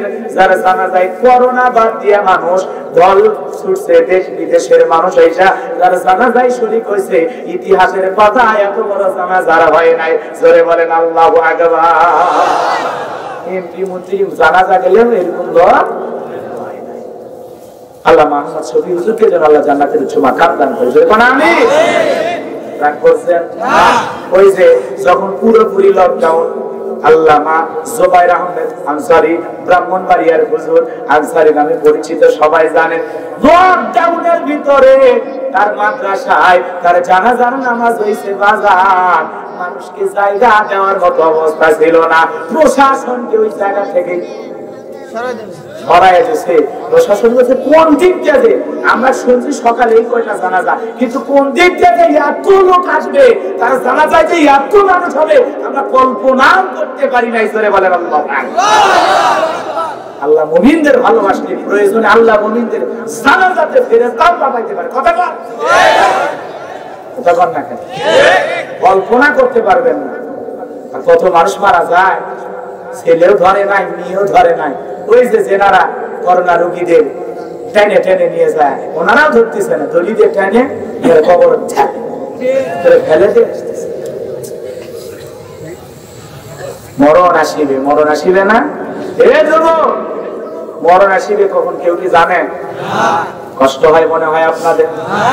আপনাদের এই যে সিরাজগঞ্জের কৃতি সন্তান রিজাউল করিম কাউসারি মাওলানা মারা গেছে না?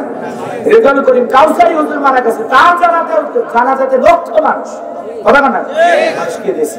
কত সুন্দর কথা বলতেন, হক কথা বলতেন, বাস্তবতার আলোকে কথা বলতেন। এবছর গত বছর থেকে অনেক ওলামা ইকরাম বিদায় নিয়েছে। কথা বলেন ঠিক কিনা? অনেক বড় বড় আলেম হারাইছে।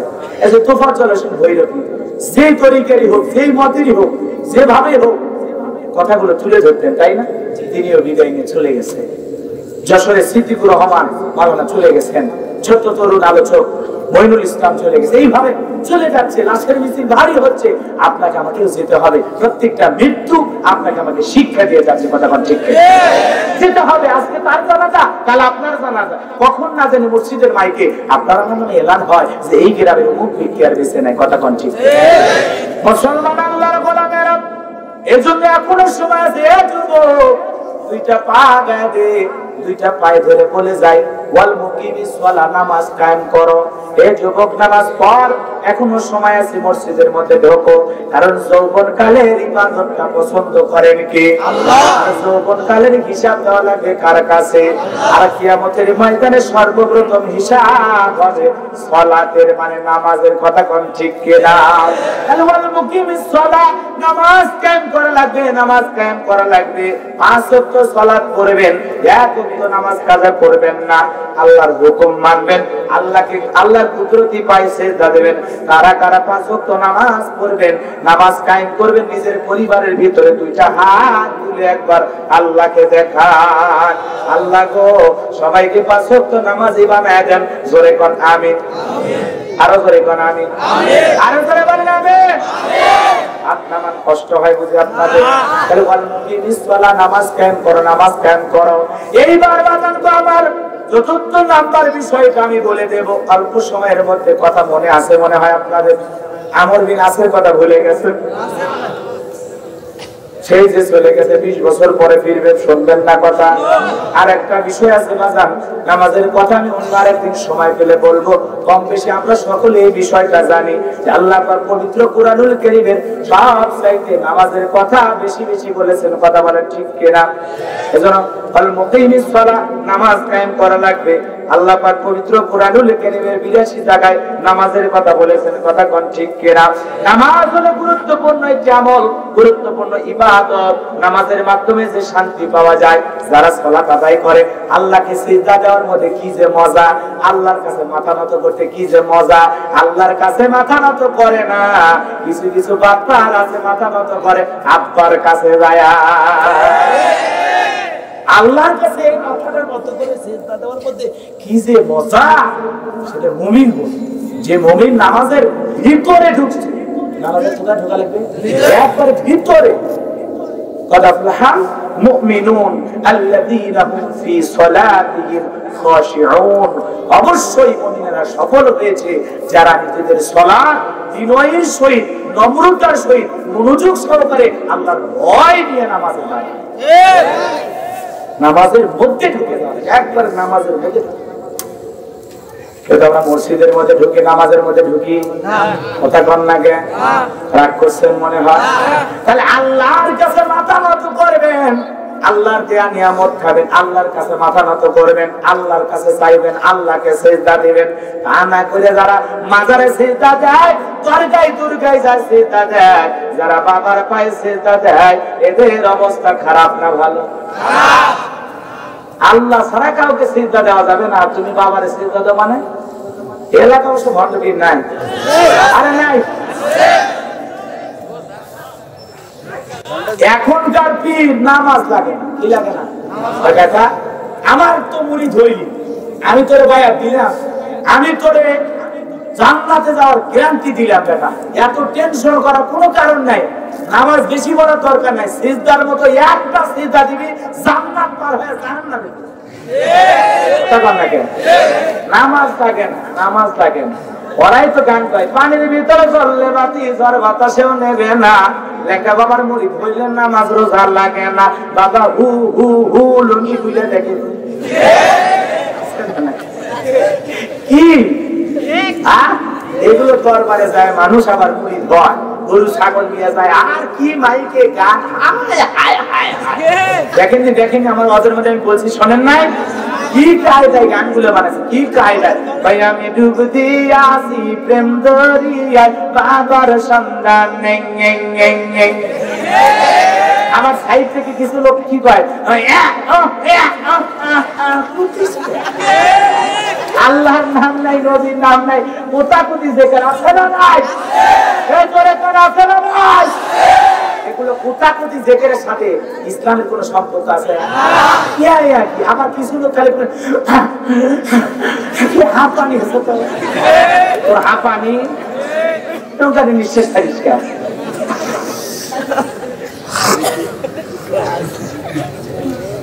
এগুলো জিকির না হাঁপানি? আল্লাহর নামের জিকির, কি সুন্দর নাম।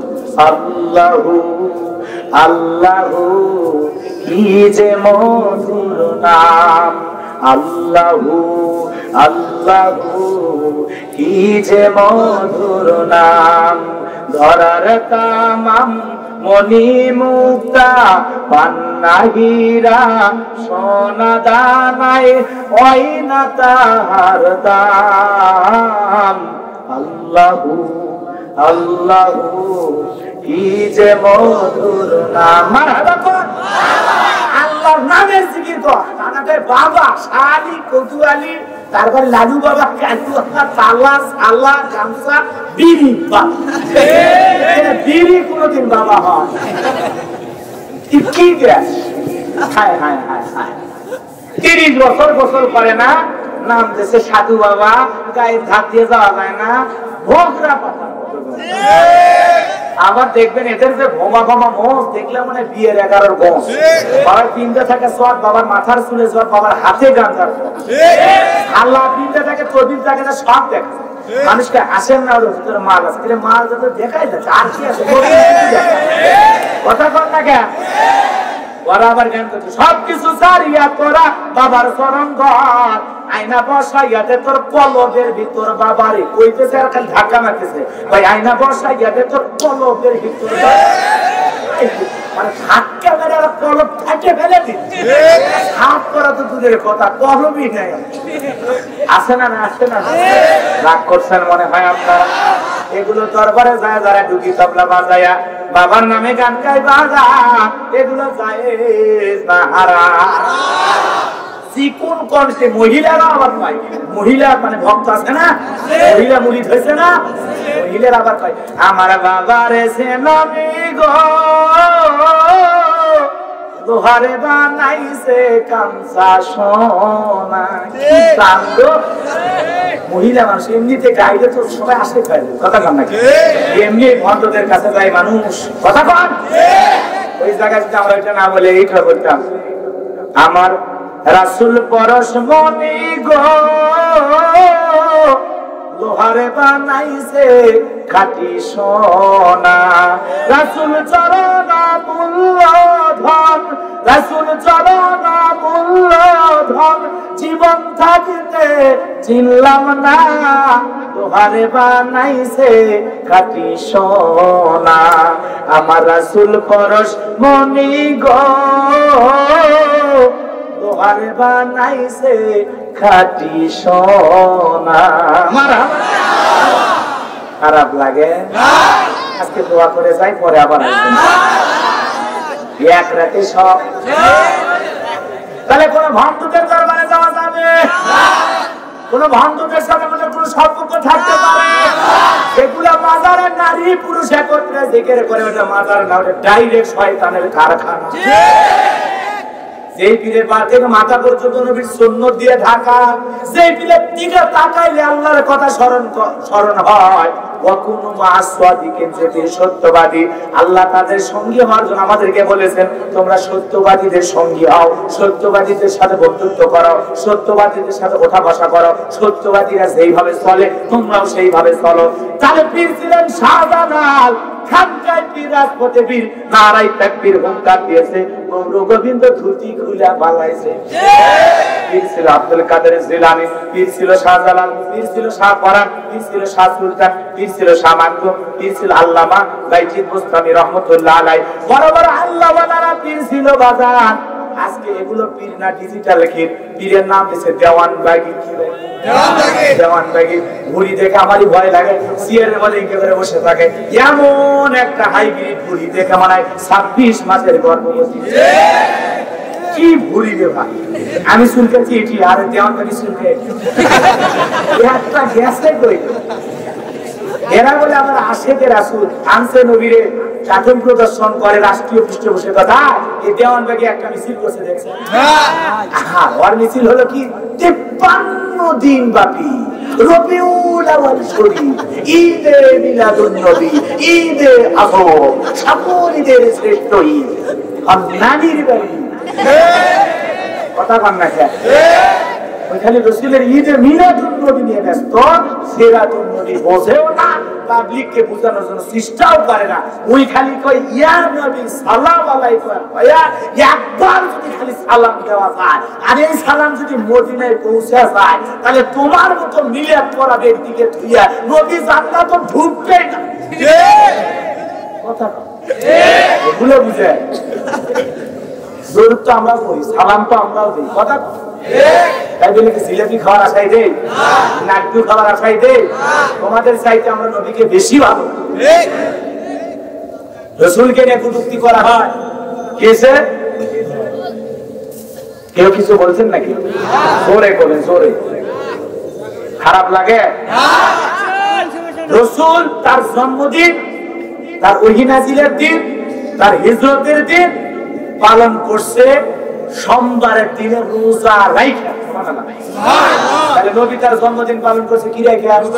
রোজা রাইখা। আর সেই নবীর উম্মত এত বোঝা বোঝে যে এরা জন্মদিন পালন করে, রসুল নাই কেক কাটে। রসুলের মানে কি কাটে? তাহলে মানে রসুলের চেয়ে তারা বেশি বোঝে।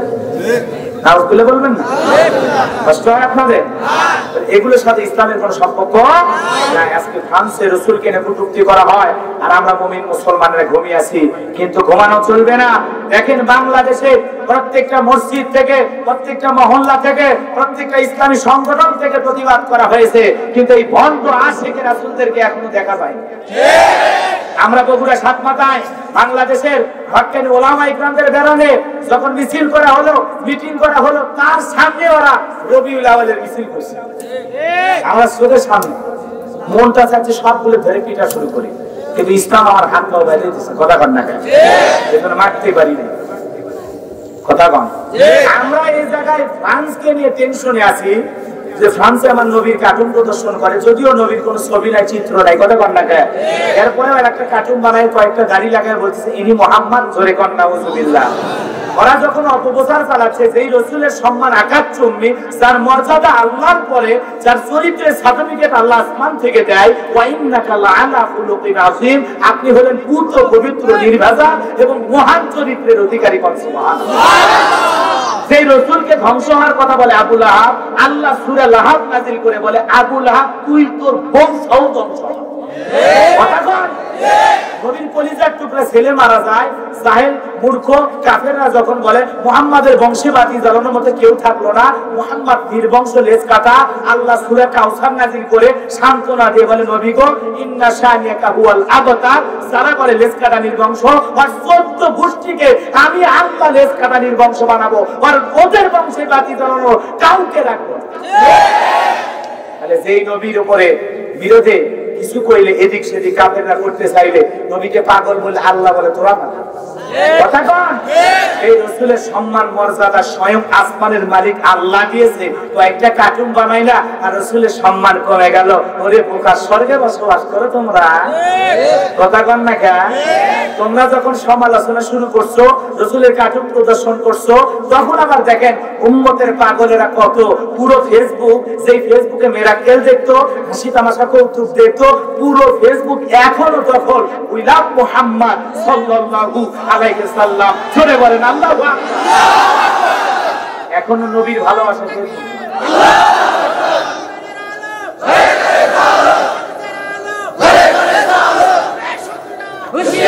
এজন্য মুসলমানদের শক্ত অবস্থানে থাকতে হবে।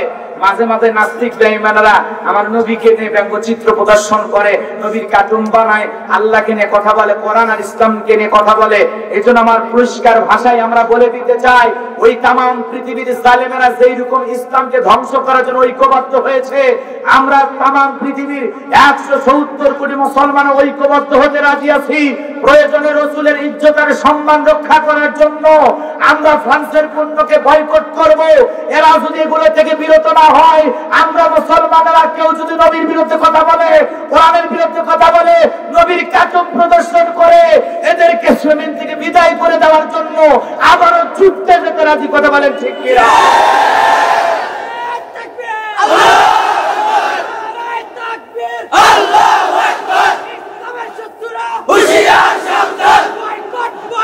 ফ্রান্সের পণ্যকে বয়কট করতে হবে। কথা বলেন ঠিক কি না?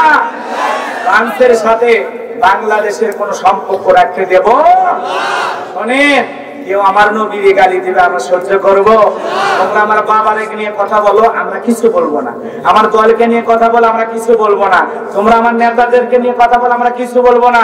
কিন্তু বিশ্ব নবী হলেন তামাম পৃথিবীর উম্মতের কলিজার টুকরা। আমার নবীকে নিয়ে যদি কেউ আজেবাজে মন্তব্য করে, নবীকে নিয়ে কটূক্তি করে, নবীর বিরুদ্ধে আজেবাজে ফেসবুকে স্ট্যাটাস লাগে, ওই সমস্ত নাস্তিক বেঈমানদেরকে ধইরা ওদের বুকের উপরে পাড়া দিয়া আর জিহ্বা টান দিয়ে কুকুরকে ছিঁড়ে খাওয়াবো। তারপরে ওদেরকে ছাড়বো।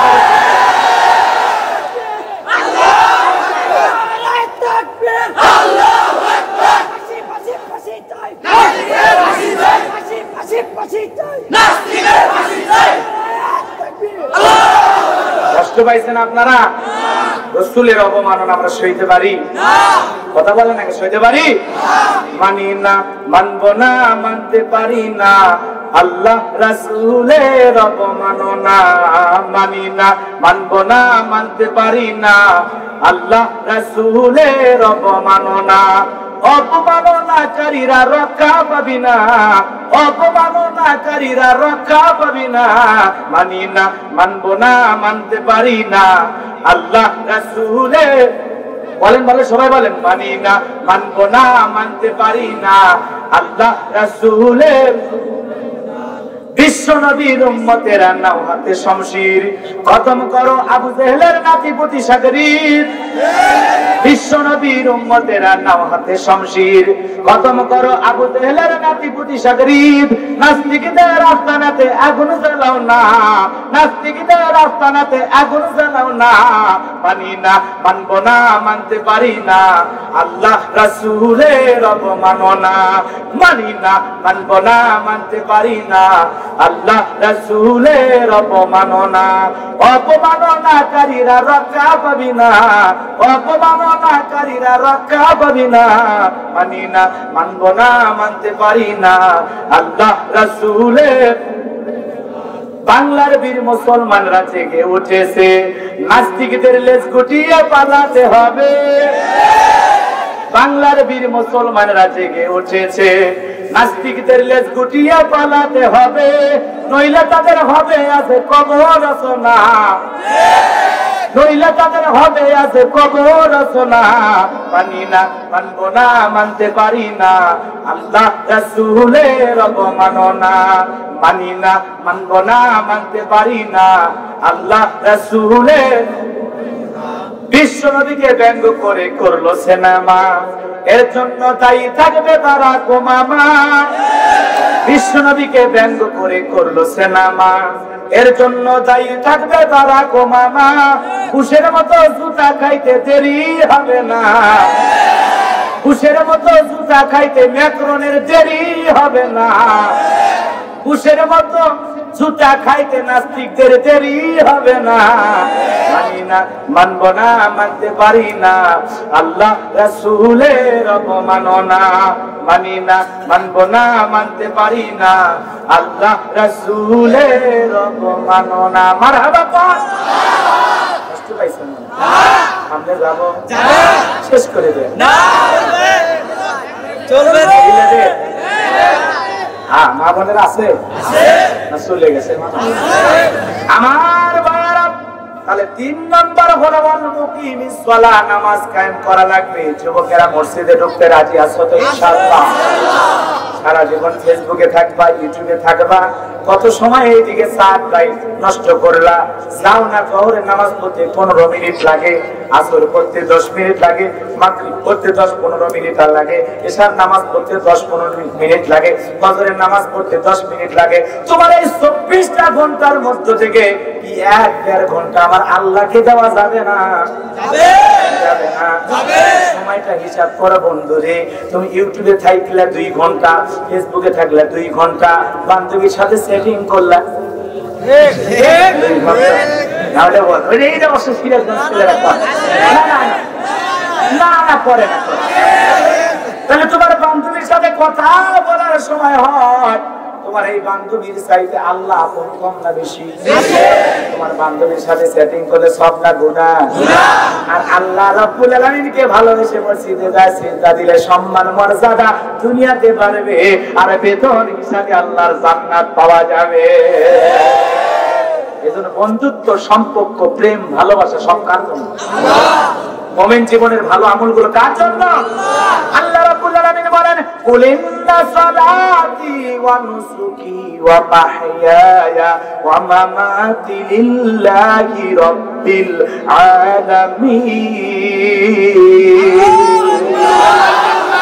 আল্লাহ বলেন, নবীজি আপনি বলুন, আমার নামাজ, আমার কুরবানি, আমার জীবন মরণ সব কিছু বিশ্বের প্রতিপালক লিল্লাহি রাব্বিল আলামিনের জন্য, যিনি হলেন তামাম পৃথিবীর রব্বুল আলামিন। সে রব্বুল আলামিনের জন্য আমাদের জীবনের সমস্ত কিছু কথা বলে, ঠিক কি না?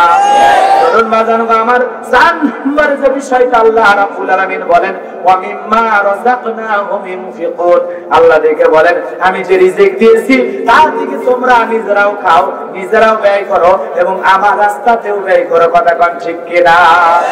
7 নাম্বার, আল্লাহ পাক যে আপনাকে রিজিক দিয়েছে, ধন দৌলত দিয়েছে, সবকিছু আল্লাহ পাক দিয়েছেন, এখান থেকে নিজেরাও খাবেন, আবার কার রাস্তায় বিলাবেন? আরো জোরে কোন কার রাস্তায়? এই 4টি বিষয় নিয়ে আমি আপনাদের সামনে কথা বলেছি। আল্লাহ রাব্বুল আলামিন 1 নম্বরে বলেন, আল্লাযীনা ইযা যুকিরাল্লাহু ওয়াজিলাত কুলুবুহুম।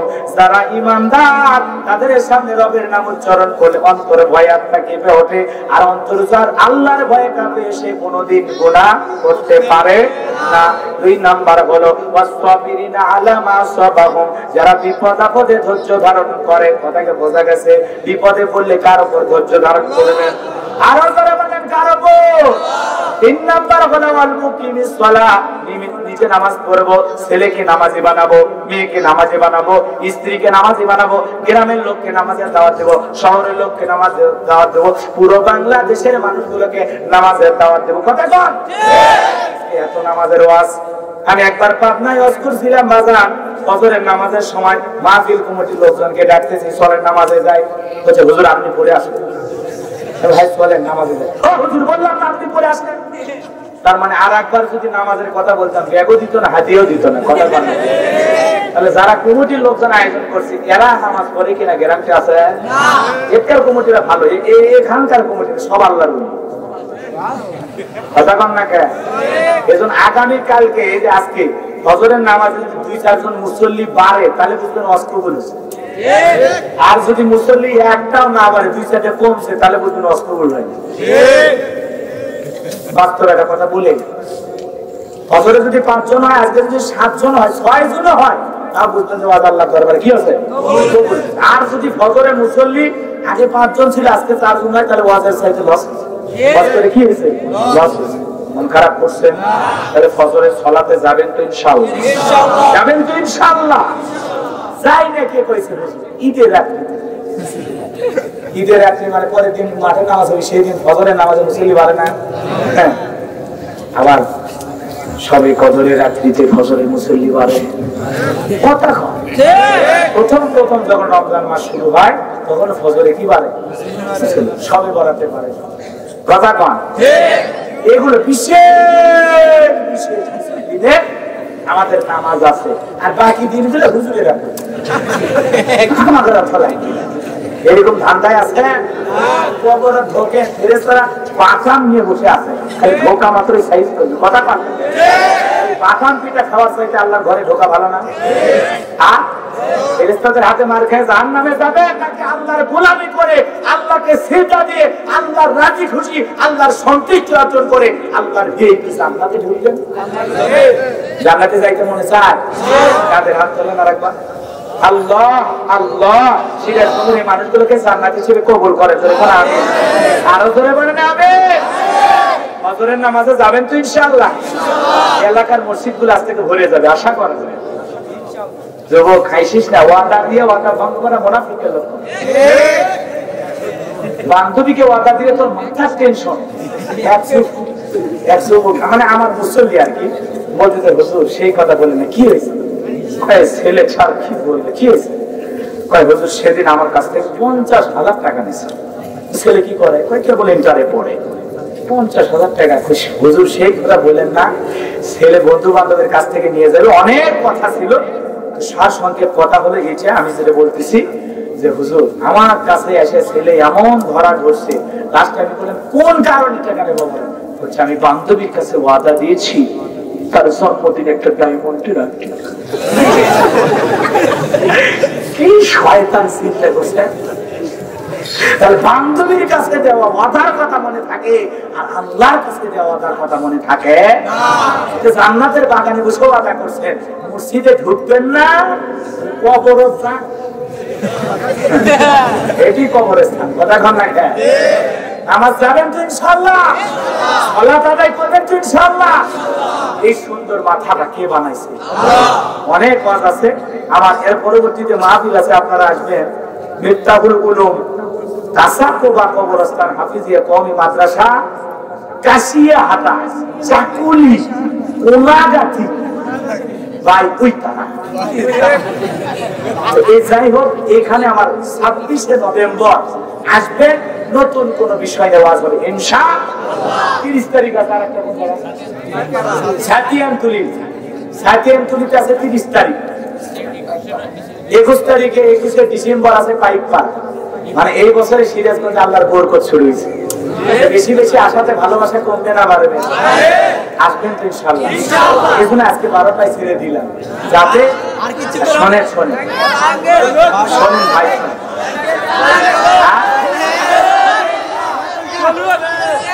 আর কিছু আর কতক্ষণ পর্যন্ত?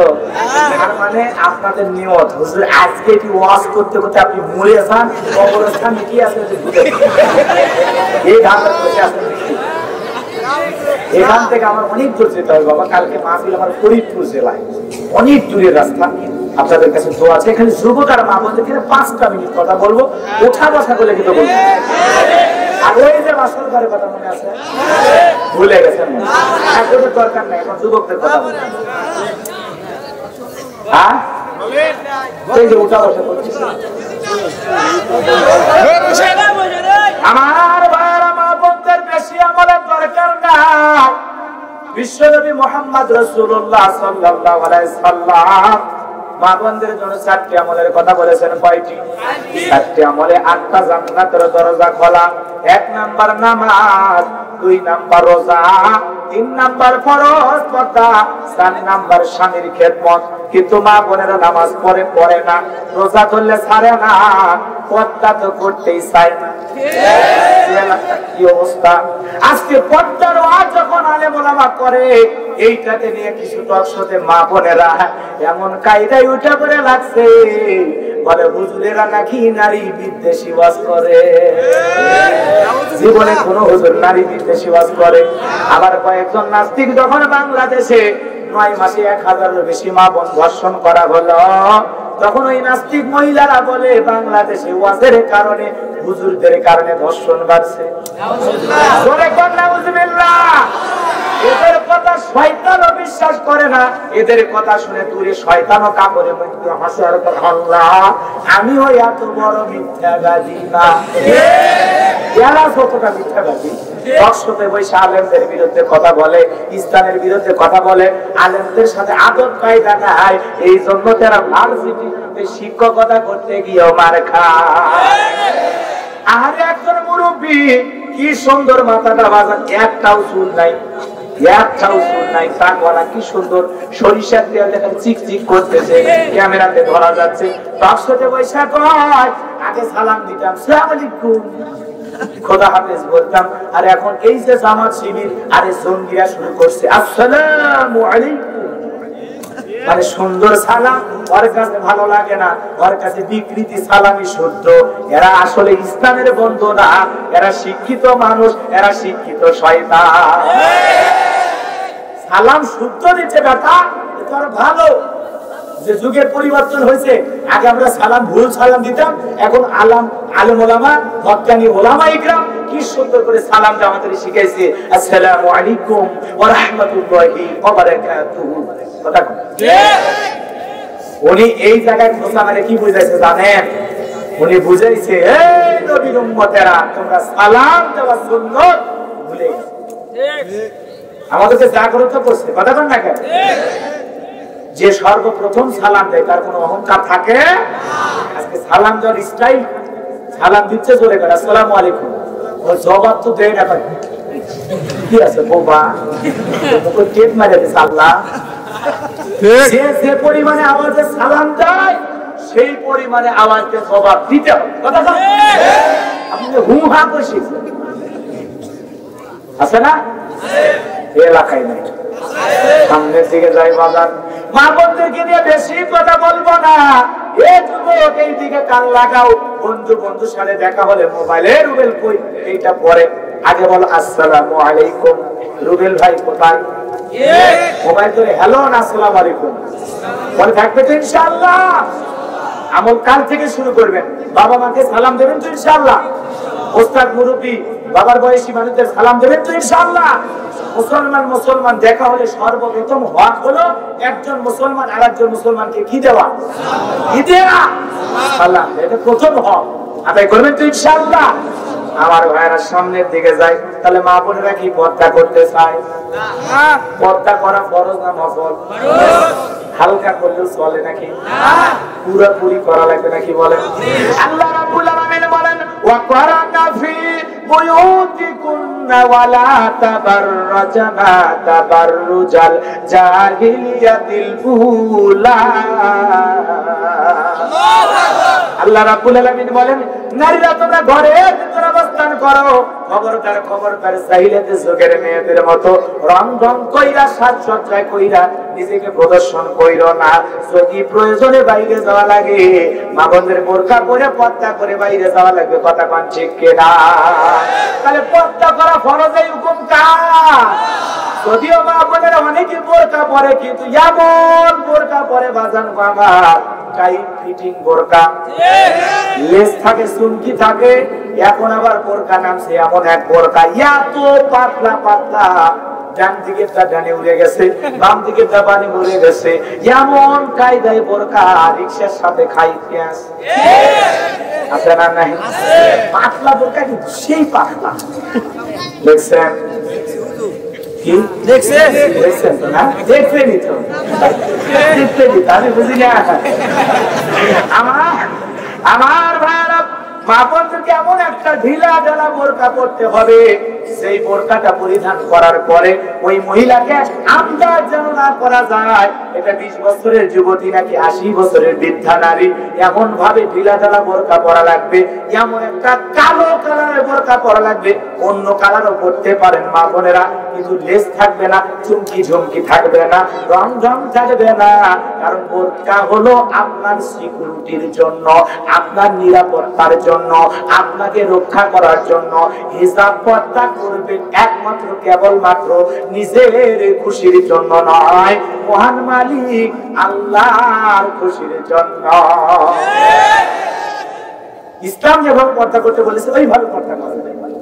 আজকে অনেক মা বোন বোরকা পরে মুখটা খুলে রাখছে, এখন জানালা লাগাইলেন দরজা খোলা থেকে পর্দা কর না কেন? আছে না?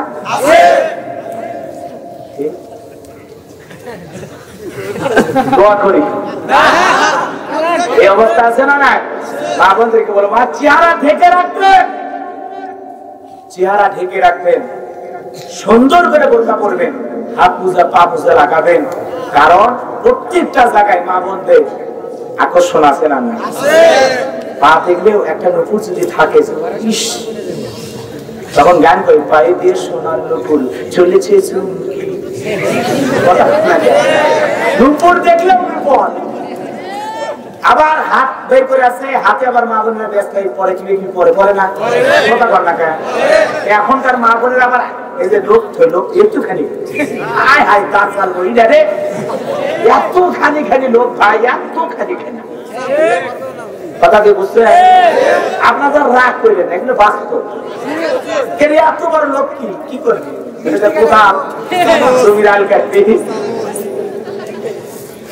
আমার মা বোনদেরকে বলে যায় মা এগুলো করা যাবে না, মা এমন ভাবে পর্দা করবেন না ইসলাম যেভাবে বলেছে, আলেম ওলামা যেভাবে বলে, মা ঢিলা ঢালা বোরকা পরে যাবেন। বোরকা পরে গেলে আপনার সম্মান করবে না। বোরকা পরা মা বোনদের দিকে মানুষ যখন কথা বলতে যায় আদব নিয়ে বলে, ভয়ে ভয়ে বলে, খালা আম্মা, চাচি আম্মা, নানি আম্মা, দাদি আম্মা, আদর সম্মান করে তাদের সাথে কথা বলে। এরা মার্কেটে গেলেও মানুষ ভালোভাবে কথা বলে, খালা আম্মা এই দিকে বসেন, চাচি আম্মা এই দিকে আসেন। আর যদি সাইজা কইজা লাভকারী মিমকালী নুনের উপর এক নোকটা, পেটকালী পিঠকালী কপালে ডিজিটাল ফোটা, রং ঢং কইরা রাস্তা দিয়ে হাঁটতে যায়, যুবক দেখলো তাই বুকটা ফাটতে যায়। ওই ধরনের সাজগোজ দিয়া, বিউটি পার্লারে সাজ দিয়া, আবার এমন মা বোন আছে চুলগুলো কাইটে চুলের এই জায়গায় রাখছে, এর নাম দিয়েছে pop cutting. Cutting, pop cutting দিয়া ছেলে পেলে দেখলে আবার মাঝে মাঝে মাকা চোখে তাকায় আর হালকা করে বাতাস মারে। আছে দাদা এরকম রং করে রাস্তা দিয়ে হাঁটতে যায়। আর ওরা যখন দোকানের সামনে দাঁড়ায় তখন দোকানদাররা টাসকি খায়, হাঙ্গর মাছের মতো থেকে থেকে কয়, আব্বা এদিকে আসেন, ম্যাডাম এদিকে আসেন, ভাবি এদিকে আসেন। আমার সুরি চেঞ্জ হয়ে যায়। দোকানদার পারলে মনে হয় সিয়ারত না বসে পুরো বসে কথা কর না কেন। এই ভাবির জন্য চা হবে, এই পোল্ট্রি চা, ভাবি চা ঠান্ডা না গরম।